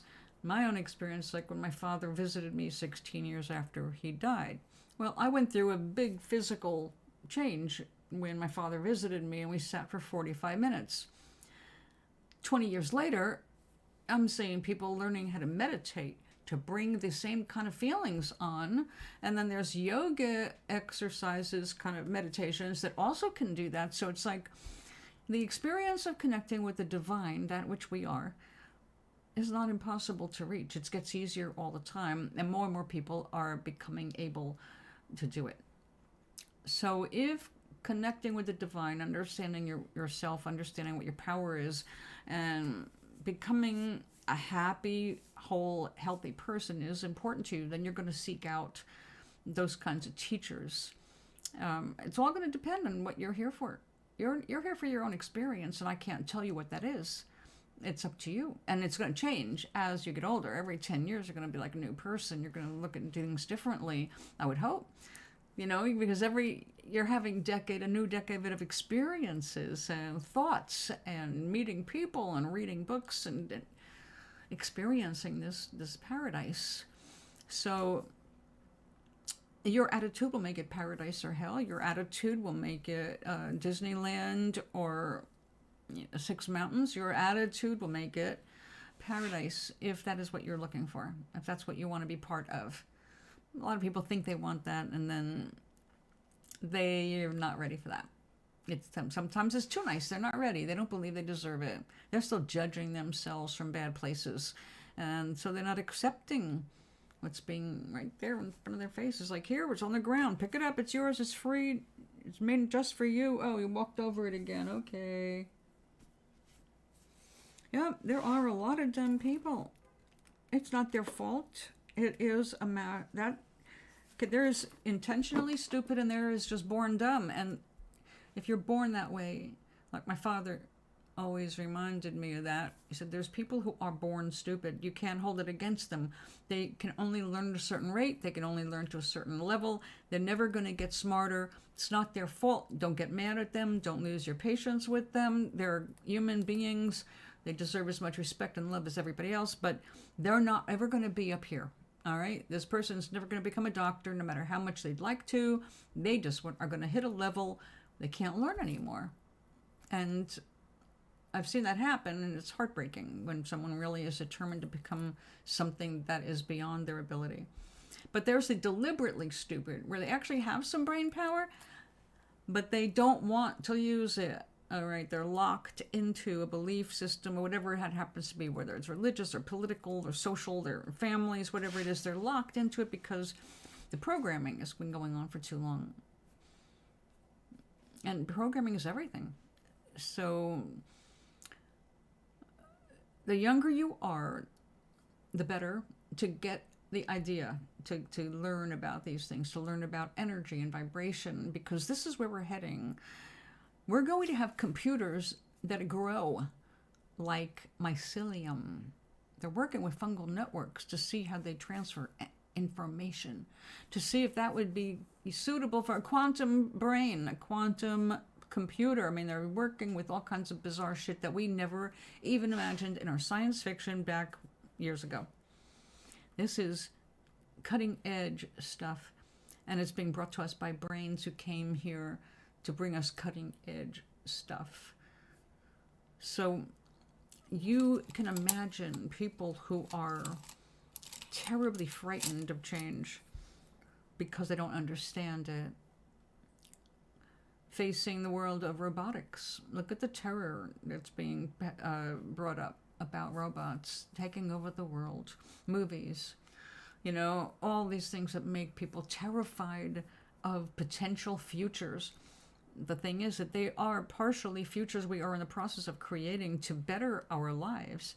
And people are not going to want to better their lives if they're convinced that they're evil and they're bad and they're wrong and they're anti the Bible. And you see what you're fighting against. You're fighting against 6,000 years of global indoctrination with belief systems that no longer serve the majority of the planet, and definitely do not serve the actual planet. Because people who are evangelicals, they believe that they can do anything they want and fuck it because God meant it all and God will take care of everything. Don't worry about climate change. It's not a problem. God will take care of it all. You don't have to change your behaviors. You don't have to give up this if you don't want to. It's okay. Just do everything you want.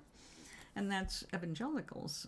So they believe that the end of the world is coming, and they've been praying for it. And unfortunately, with that many people praying for the end of the world, they are actually helping create the endings of lots of things. And again, it can only happen if that's where your mind is going. You don't have to be part of that creation. You're in your own world. You're your own sphere. You're your own God. Your own life is yours. Nobody can make a law about it. They can make a law about a little piece of you here, but they can't make a law about who you are, what you are. The greater reality of you is way bigger than what you see in the mirror. So people can try and control you, and they can create laws to fuck with your life, especially women. We've been dealing with that shit since someone in the Bible decided that women are not as good as men. That was a biblical decision. So there we go, another problem created by men who felt that they should control the world. And actually, back then, it only came down to money. Who's tithing where? So if it's a dumb person you're talking to and you recognize they're not getting it, just shut up. Ain't going to change anybody's mind, and you don't have to. It's not your job. Your job is to seek joy. Your job is to stay away from people who bring you fear, people who make you feel less wonderful about yourself, people who have judgments about what you're doing all the time. If you feel good about what you're doing, and you can sit back and you go, yeah, I know nobody else likes what I'm doing, but I like it. I feel good when I'm doing this. I like it. Then do it. Unless we're talking about something completely psychopathic, like, oh, I feel good killing people, I'm not going to recommend that, no. So we'll have to put the caveat in for any dumb people who might be following up this show. Do what you want, harming none. That's the bottom line. That's even actually the code of witches. And it's actually in the Bible. Pretty much, do what you want, but don't hurt anything. You're not here to hurt people. You're not here to hurt anybody. You're here to do what you need to do for you and help others when you're called to. That's it. That's it. You're not here to change the world. I don't have to convince you that life is everlasting.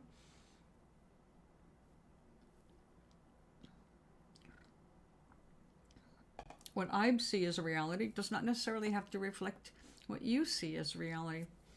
I come here to paint and answer questions because I am a certified life coach and a grief counselor. And I'm almost 70 years old. So I have experienced a couple things here and there in life. I've had my own businesses. I've had my successes. I've had my failures. I don't mind sharing them.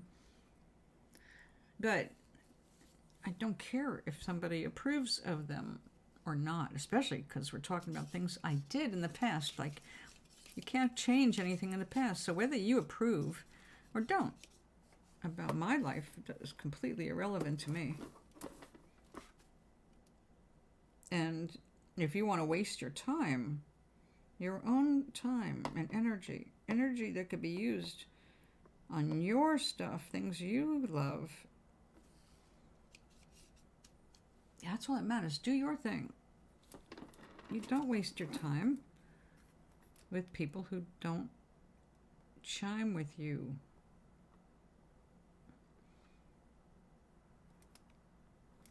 Someone once said, well, I'll never have any friends then. I said, yes, you will. You'll have friends that you can call friends and feel good about it.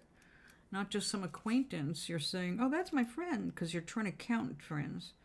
I have a lot of friends. No, you don't. Nobody has a lot of friends. You might have a lot of people who want to be your friend. You may want to be friends with a lot of people, but you don't have that kind of time. The truth is, you have your own life to live.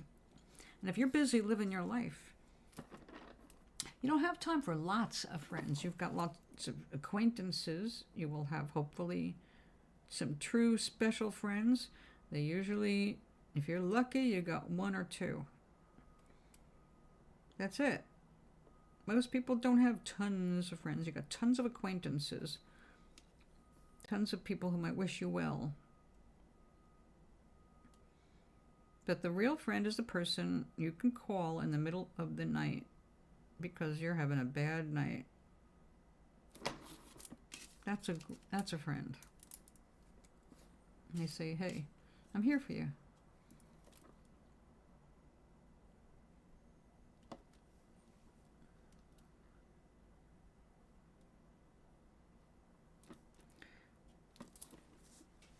But you know what makes them friends?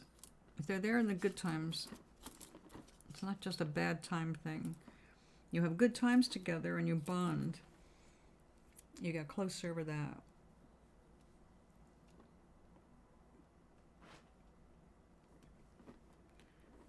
But if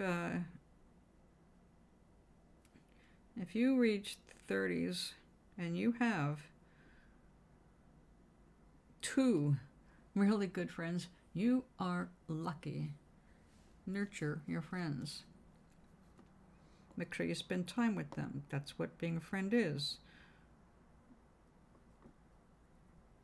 You're not a friend if you talk just once a year. You're a friendly acquaintance or a family member. You care about each other, but are they there when you really need them? It's a yes or no. If they are, all right, they get a point. If they're not, that's acquaintance.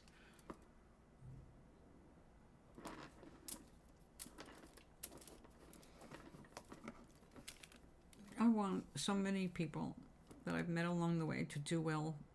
I want them to be happy. I want them to be successful by every measurement. But again, I've got no control over them.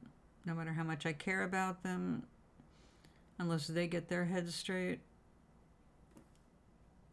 nothing I can do.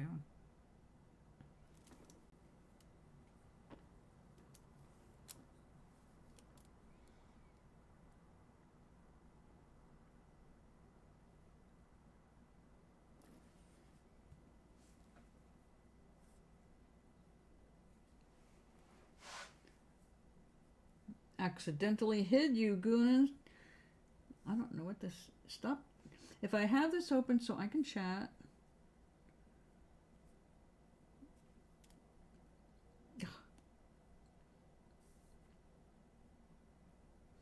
Come on, where's my little chat?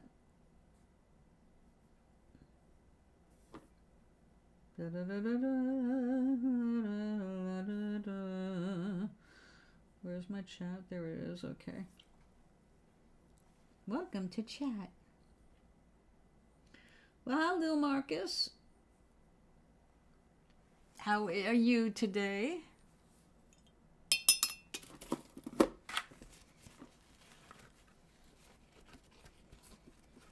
I appreciate that.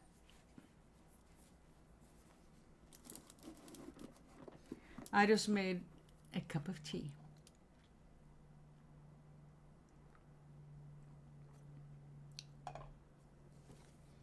What are you up to?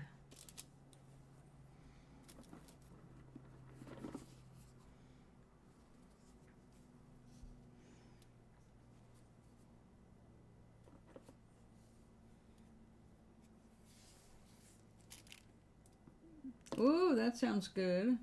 What are you doing with them? Are you rolling them in sugar syrup? Are you rolling them in cocoa? What are you doing? Just eating them? Out of hand?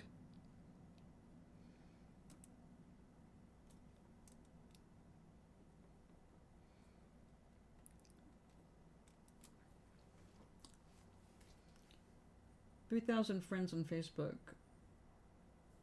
Not lovers, not neighbors, but friends. But they're not real friends, right? I have been deleting people from my friends list because they're not real friends.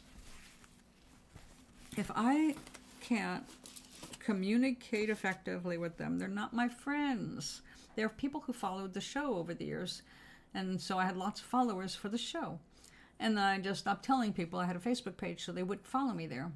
Because they follow me as a member and I look at their name, which is different from their real name, and then suddenly people who I don't know are following me. And I got kind of creeped out by a few of them. So it's like, we're not doing this. It's not real friends. It's trying to make people feel like they have friends, but they're not real friends. Oh, look, my picture showed up on their website. Uh-oh.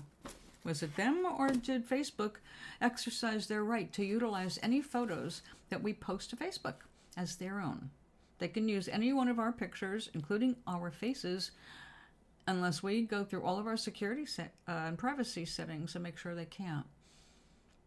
They can use our stuff in advertising.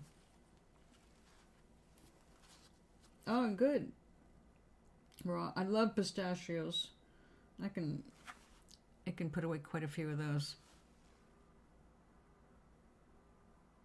Hanging in there. That's good. That's its start. All right, I'm going to try something and see what it looks like before we go totally crazy. What do we have here?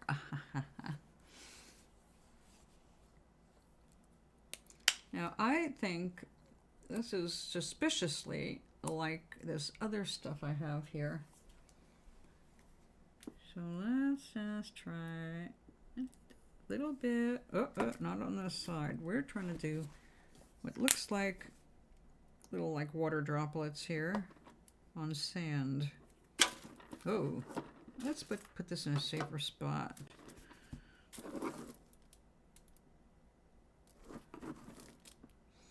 All right, this is it's triple thick glaze to make air dry clay, as one example, look like it's been kiln fired glazed.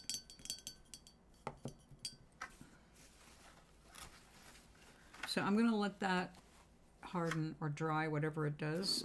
And we'll see what that one looks like. So what I did was I put a gold wash down on this air dry clay. And then I put some unbleached titanium over it to tone it down. And then I sparkled on some unbleached titanium thinned out and a warm brown thinned out to make it a little bit more, you know, well, dirty looking. So I want to keep the background kind of matte, and I want to make all of the water droplets super raised, high, shiny.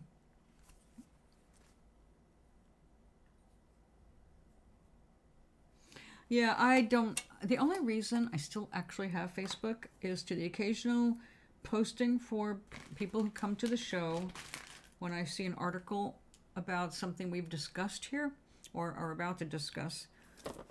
And my SimCity game is tied to Facebook. I tried to get out of it so I could delete Facebook, and guess what? I couldn't. You have to have, once you open up SimCity, which I did years ago, and I have a lot of time and money invested in it, and I can't dump it. So that's why I am still on Facebook. Yeah, I'll show you. Well, this is going to be basically a little Christmas gift for one of my neighbors.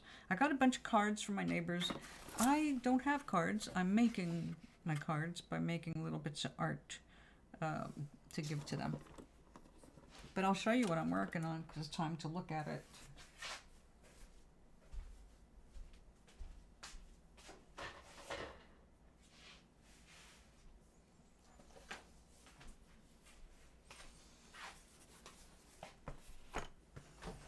This baby. I put that over to dry after carving these lines into it.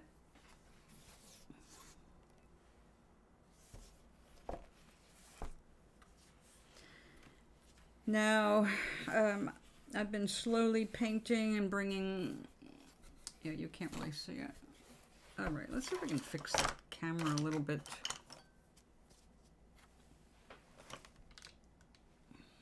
Yeah, that's better. It's really weird. The angles don't change on the camera, but when I switch from here to Twitch, back and forth YouTube to Twitch, changes the angle. So yeah, I'm deepening the colors so that these preserved colored lines stick out more.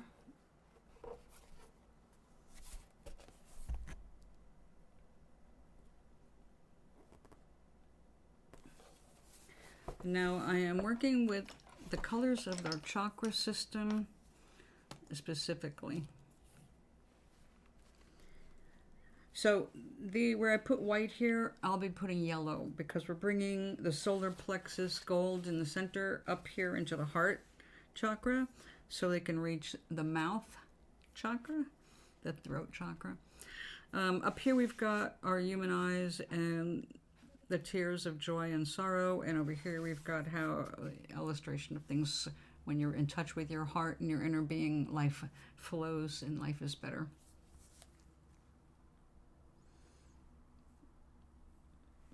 I don't play Sims, I'm playing SimCity. I've been playing it since it was invented in the 80s.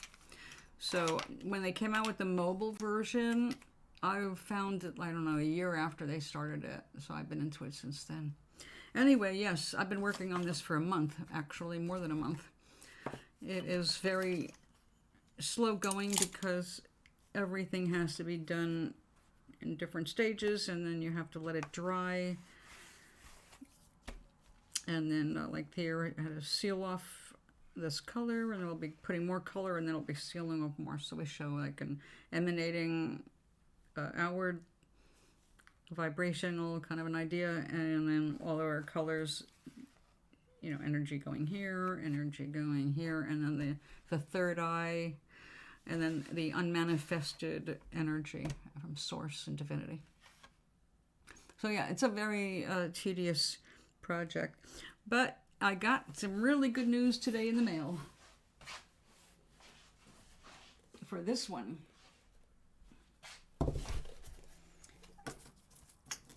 I got, see, I love what I did here. That was a bit of work. And separating foils to get these stuff with the stripes and all that. Been to a city hall meeting in real life? Yes, I have.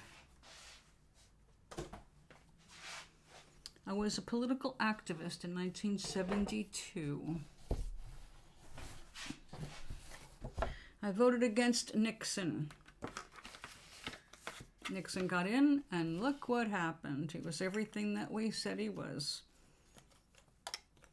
Yes, he did have his good points, actually. He was very good working out things overseas, but he betrayed our country.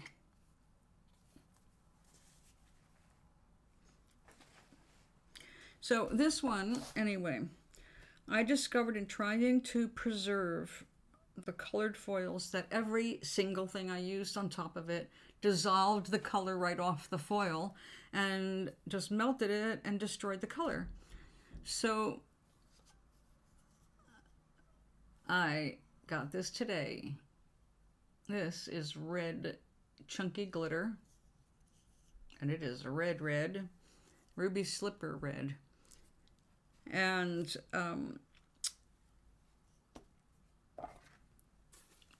it did okay. Now this is that stuff covered in the medium I use to finish off all of my paintings. What I have not tried yet, though, is this, a solvent-based one. Because the idea is to protect it and make sure it's going to hold up over time. Oh, God, this stuff reeks. But whoa, what a shine. This might be the way I have to go. Woof. That's impressive. It really put that on fire. That's gorgeous. All right, we've got one more test. This one's water-based. It's the same thick stuff that I just used. And that's gonna go on. That's that.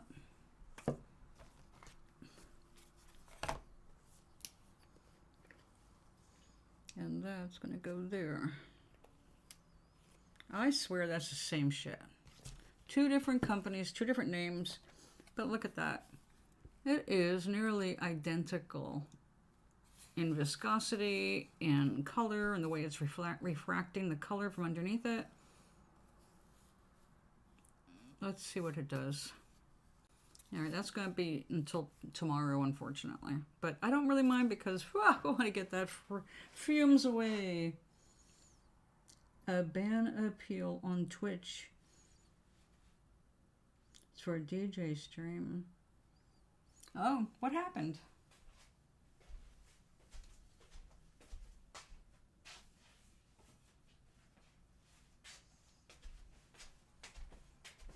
Were you the DJ that got banned, or were you banned from a DJ's stream?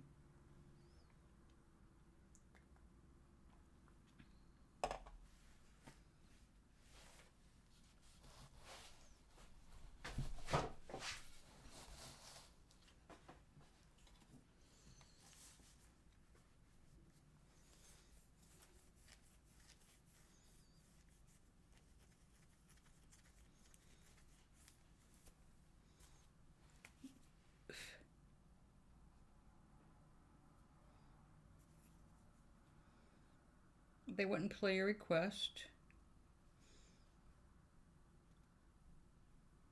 All right. So what happened?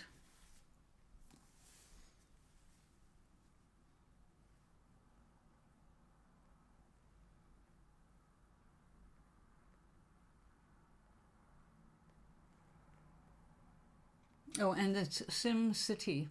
Build it.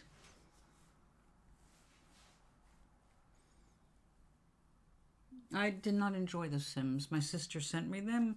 I don't like playing with little people. I felt like a voyeur, like someone who peeps in windows and looks for things going on. It was like a, I don't know, I think it's kind of a sickness to want to watch people that closely.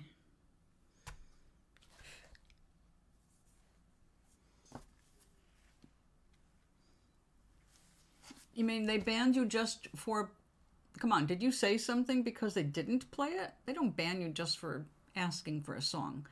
Did you ask for something really off the wall? Offensive? I mean, how come you got banned? Is the DJ just an asshole? Because I know there are some of those.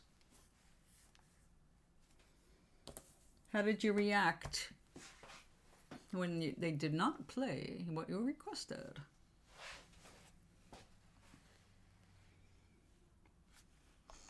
I mean, I've got a friend here who was banned, I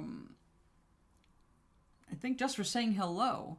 And they wait 3 months before they even let you like become a member of the channel or some bizarre shit like that. It's like, yeah, you people are a little high on your power, aren't you? But it's your space, you know. You have a right to run it the way you want, and you have the right to defend your space, and you should. But if you have a certain attitude, you should let people know about that too.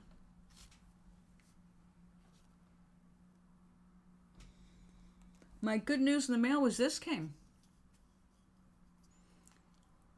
This is the best news I got all week. Because I've been fussing with this for a month now. And I can't go forward until I have it. Because it takes a lot of time and money. You know? And I have to sell this at some point. I don't want my art to just fall apart. You know? You can't go up and I don't want you to be able to pick things off it. And you know, in a gallery, you never know what little kid might be around there like, ah.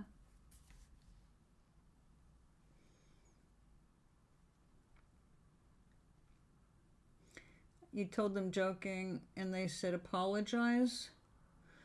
And you told them apologize to your mom. Well, what did you say that they wanted an apology for? I think we missed a line there. It might not have printed out.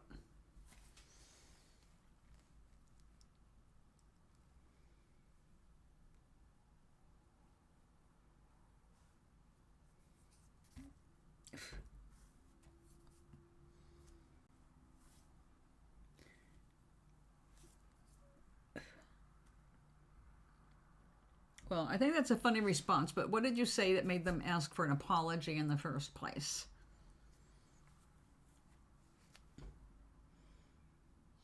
Come on.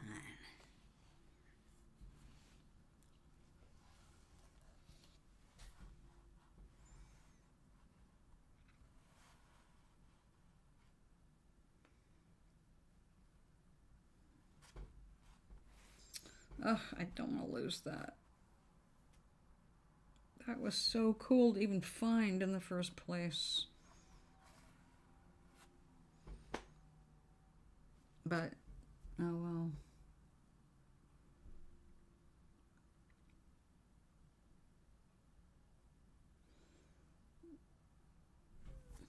So you said, why take requests if you're not taking mine? And they said, say you're sorry?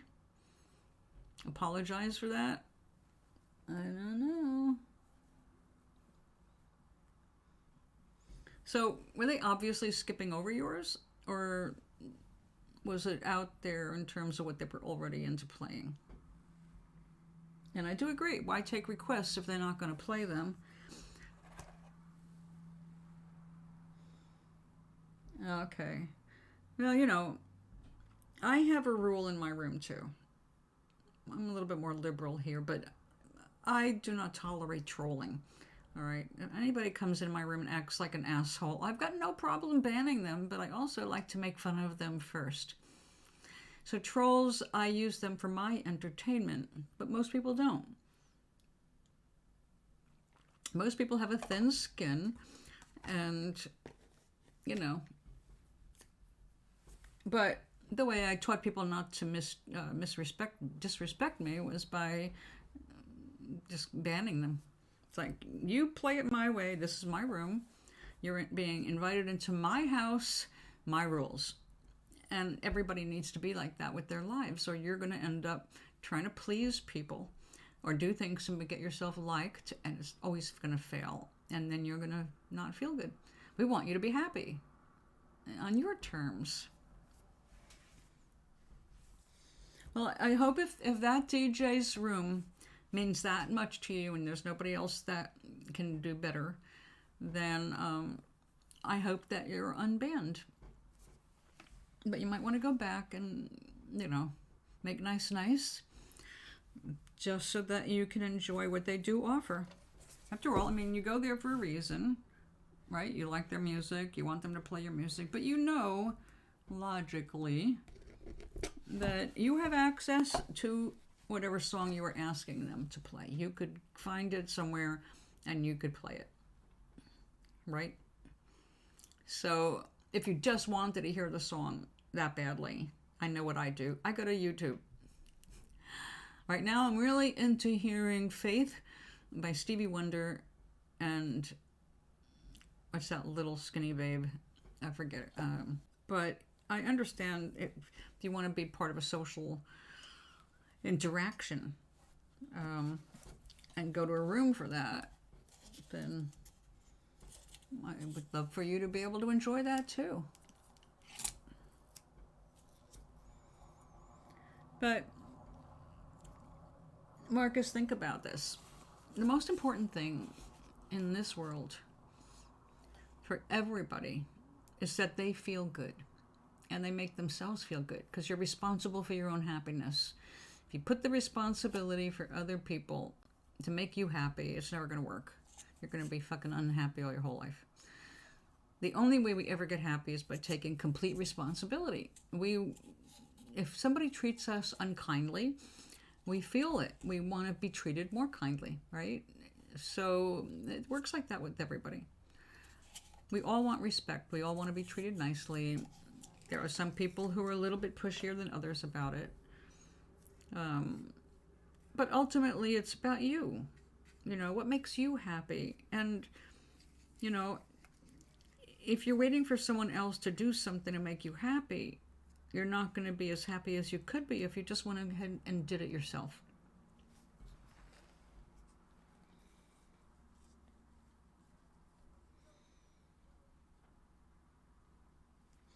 Well, you do what you feel like doing. It's not a wrong or a right. It's not a bad or a good. It's just how you feel. But I don't know, maybe you need to find a different channel. People who are more like on your vibe.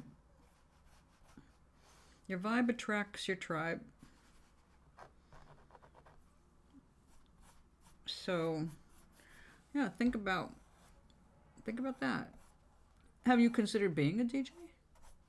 Is that something you'd enjoy?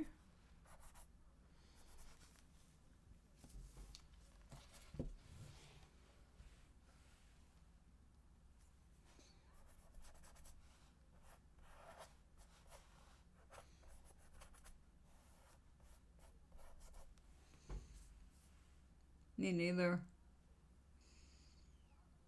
Oh. Well, I love dancing, and right now I gotta tell you, there's that song Faith gets me moving my body and out of bed, and jumping around the house, and it just is too short. I usually listen to it 3 times in a row. I don't DJ either. Yeah, I get into vibes of songs and I just totally go with it for a long time. A short playlist over and over and over. Completely boring, that's why nobody hears it except for me. My playlist is extremely uninteresting to other people.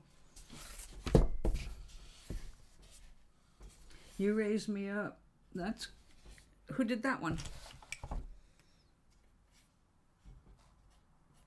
I like the title.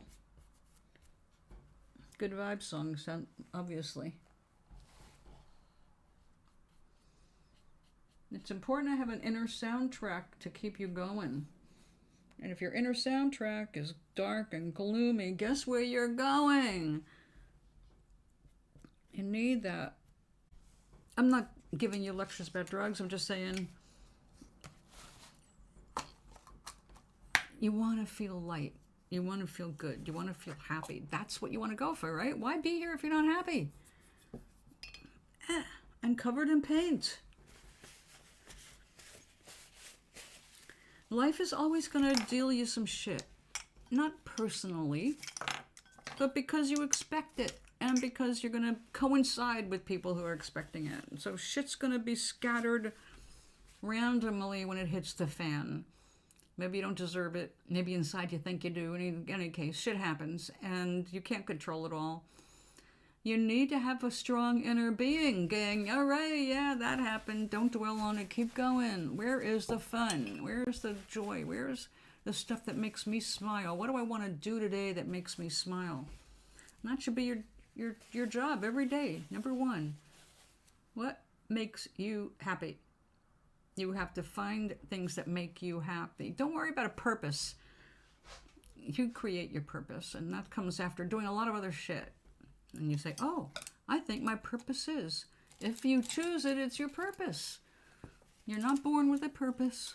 Very, very, very, very, very few people come here that determined. You know who they are really early on because at 3 years old, they're playing the violin like a master. All right, they came with purpose. Most of us come here to play and discover what this life's main thing is going to be. Whatever makes us happy is making us progress. So don't get so serious. That would be my advice to my younger self. Don't take everything so seriously. It's hard not to because that's how we're built. But don't take everything so seriously. Life is, you're never going to get it all done. You're going to die before you get it all done. You're going to come back and do more, and you're never going to get it done that time either. And you're going to come back and again, and back and again, and back and again, because you want to, not because you're being forced to. So when you think about it, step back a little bit from yourself and go, I came here, even though I don't remember, I came here because I wanted to be here. I manifested into material reality to feel it. So I have hands and feet and a body, and I can feel what it's like to be in an environment like this, and I can create things, and I can have sex, and I can do this, and I can do that. That's why you're here, for all of that. If it makes you feel good, you're here to do that. If it sucks, you're not here to do that.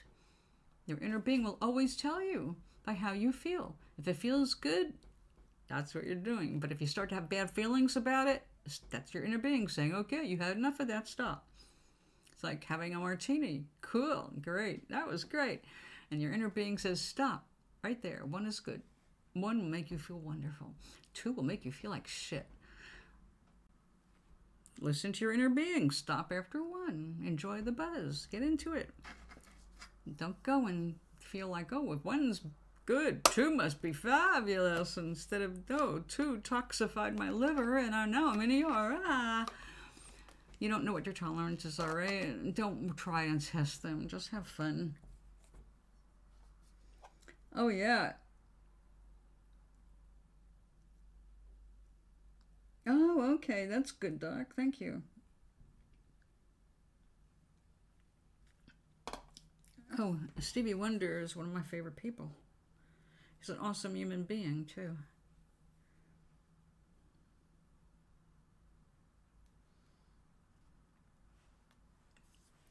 Skip. Martin Herkins, You Raised Me Up.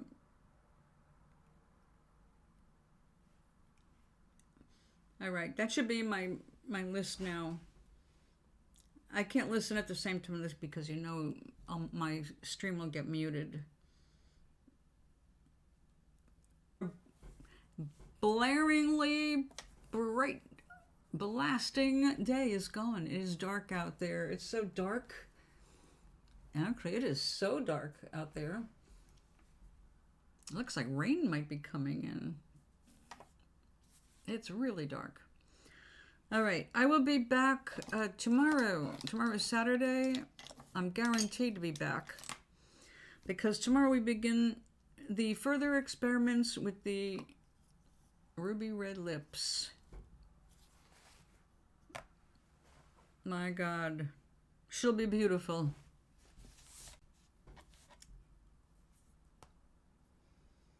Welcome to, yeah, I know, the funky guy. Okay. Anyway, you guys, thank you so much for hanging out with me. I hope you'll be back tomorrow. I will probably be, well, I'm on Twitch on Sunday for sure. I'll probably be on Twitch tomorrow. Call me Galen is my name regardless of where you go, YouTube or Twitch. So if you look for me there, you'll find me. And I never know what hour. It all depends on how fast can I get other crap done and come to my studio where I'm so happy to see you and my paints.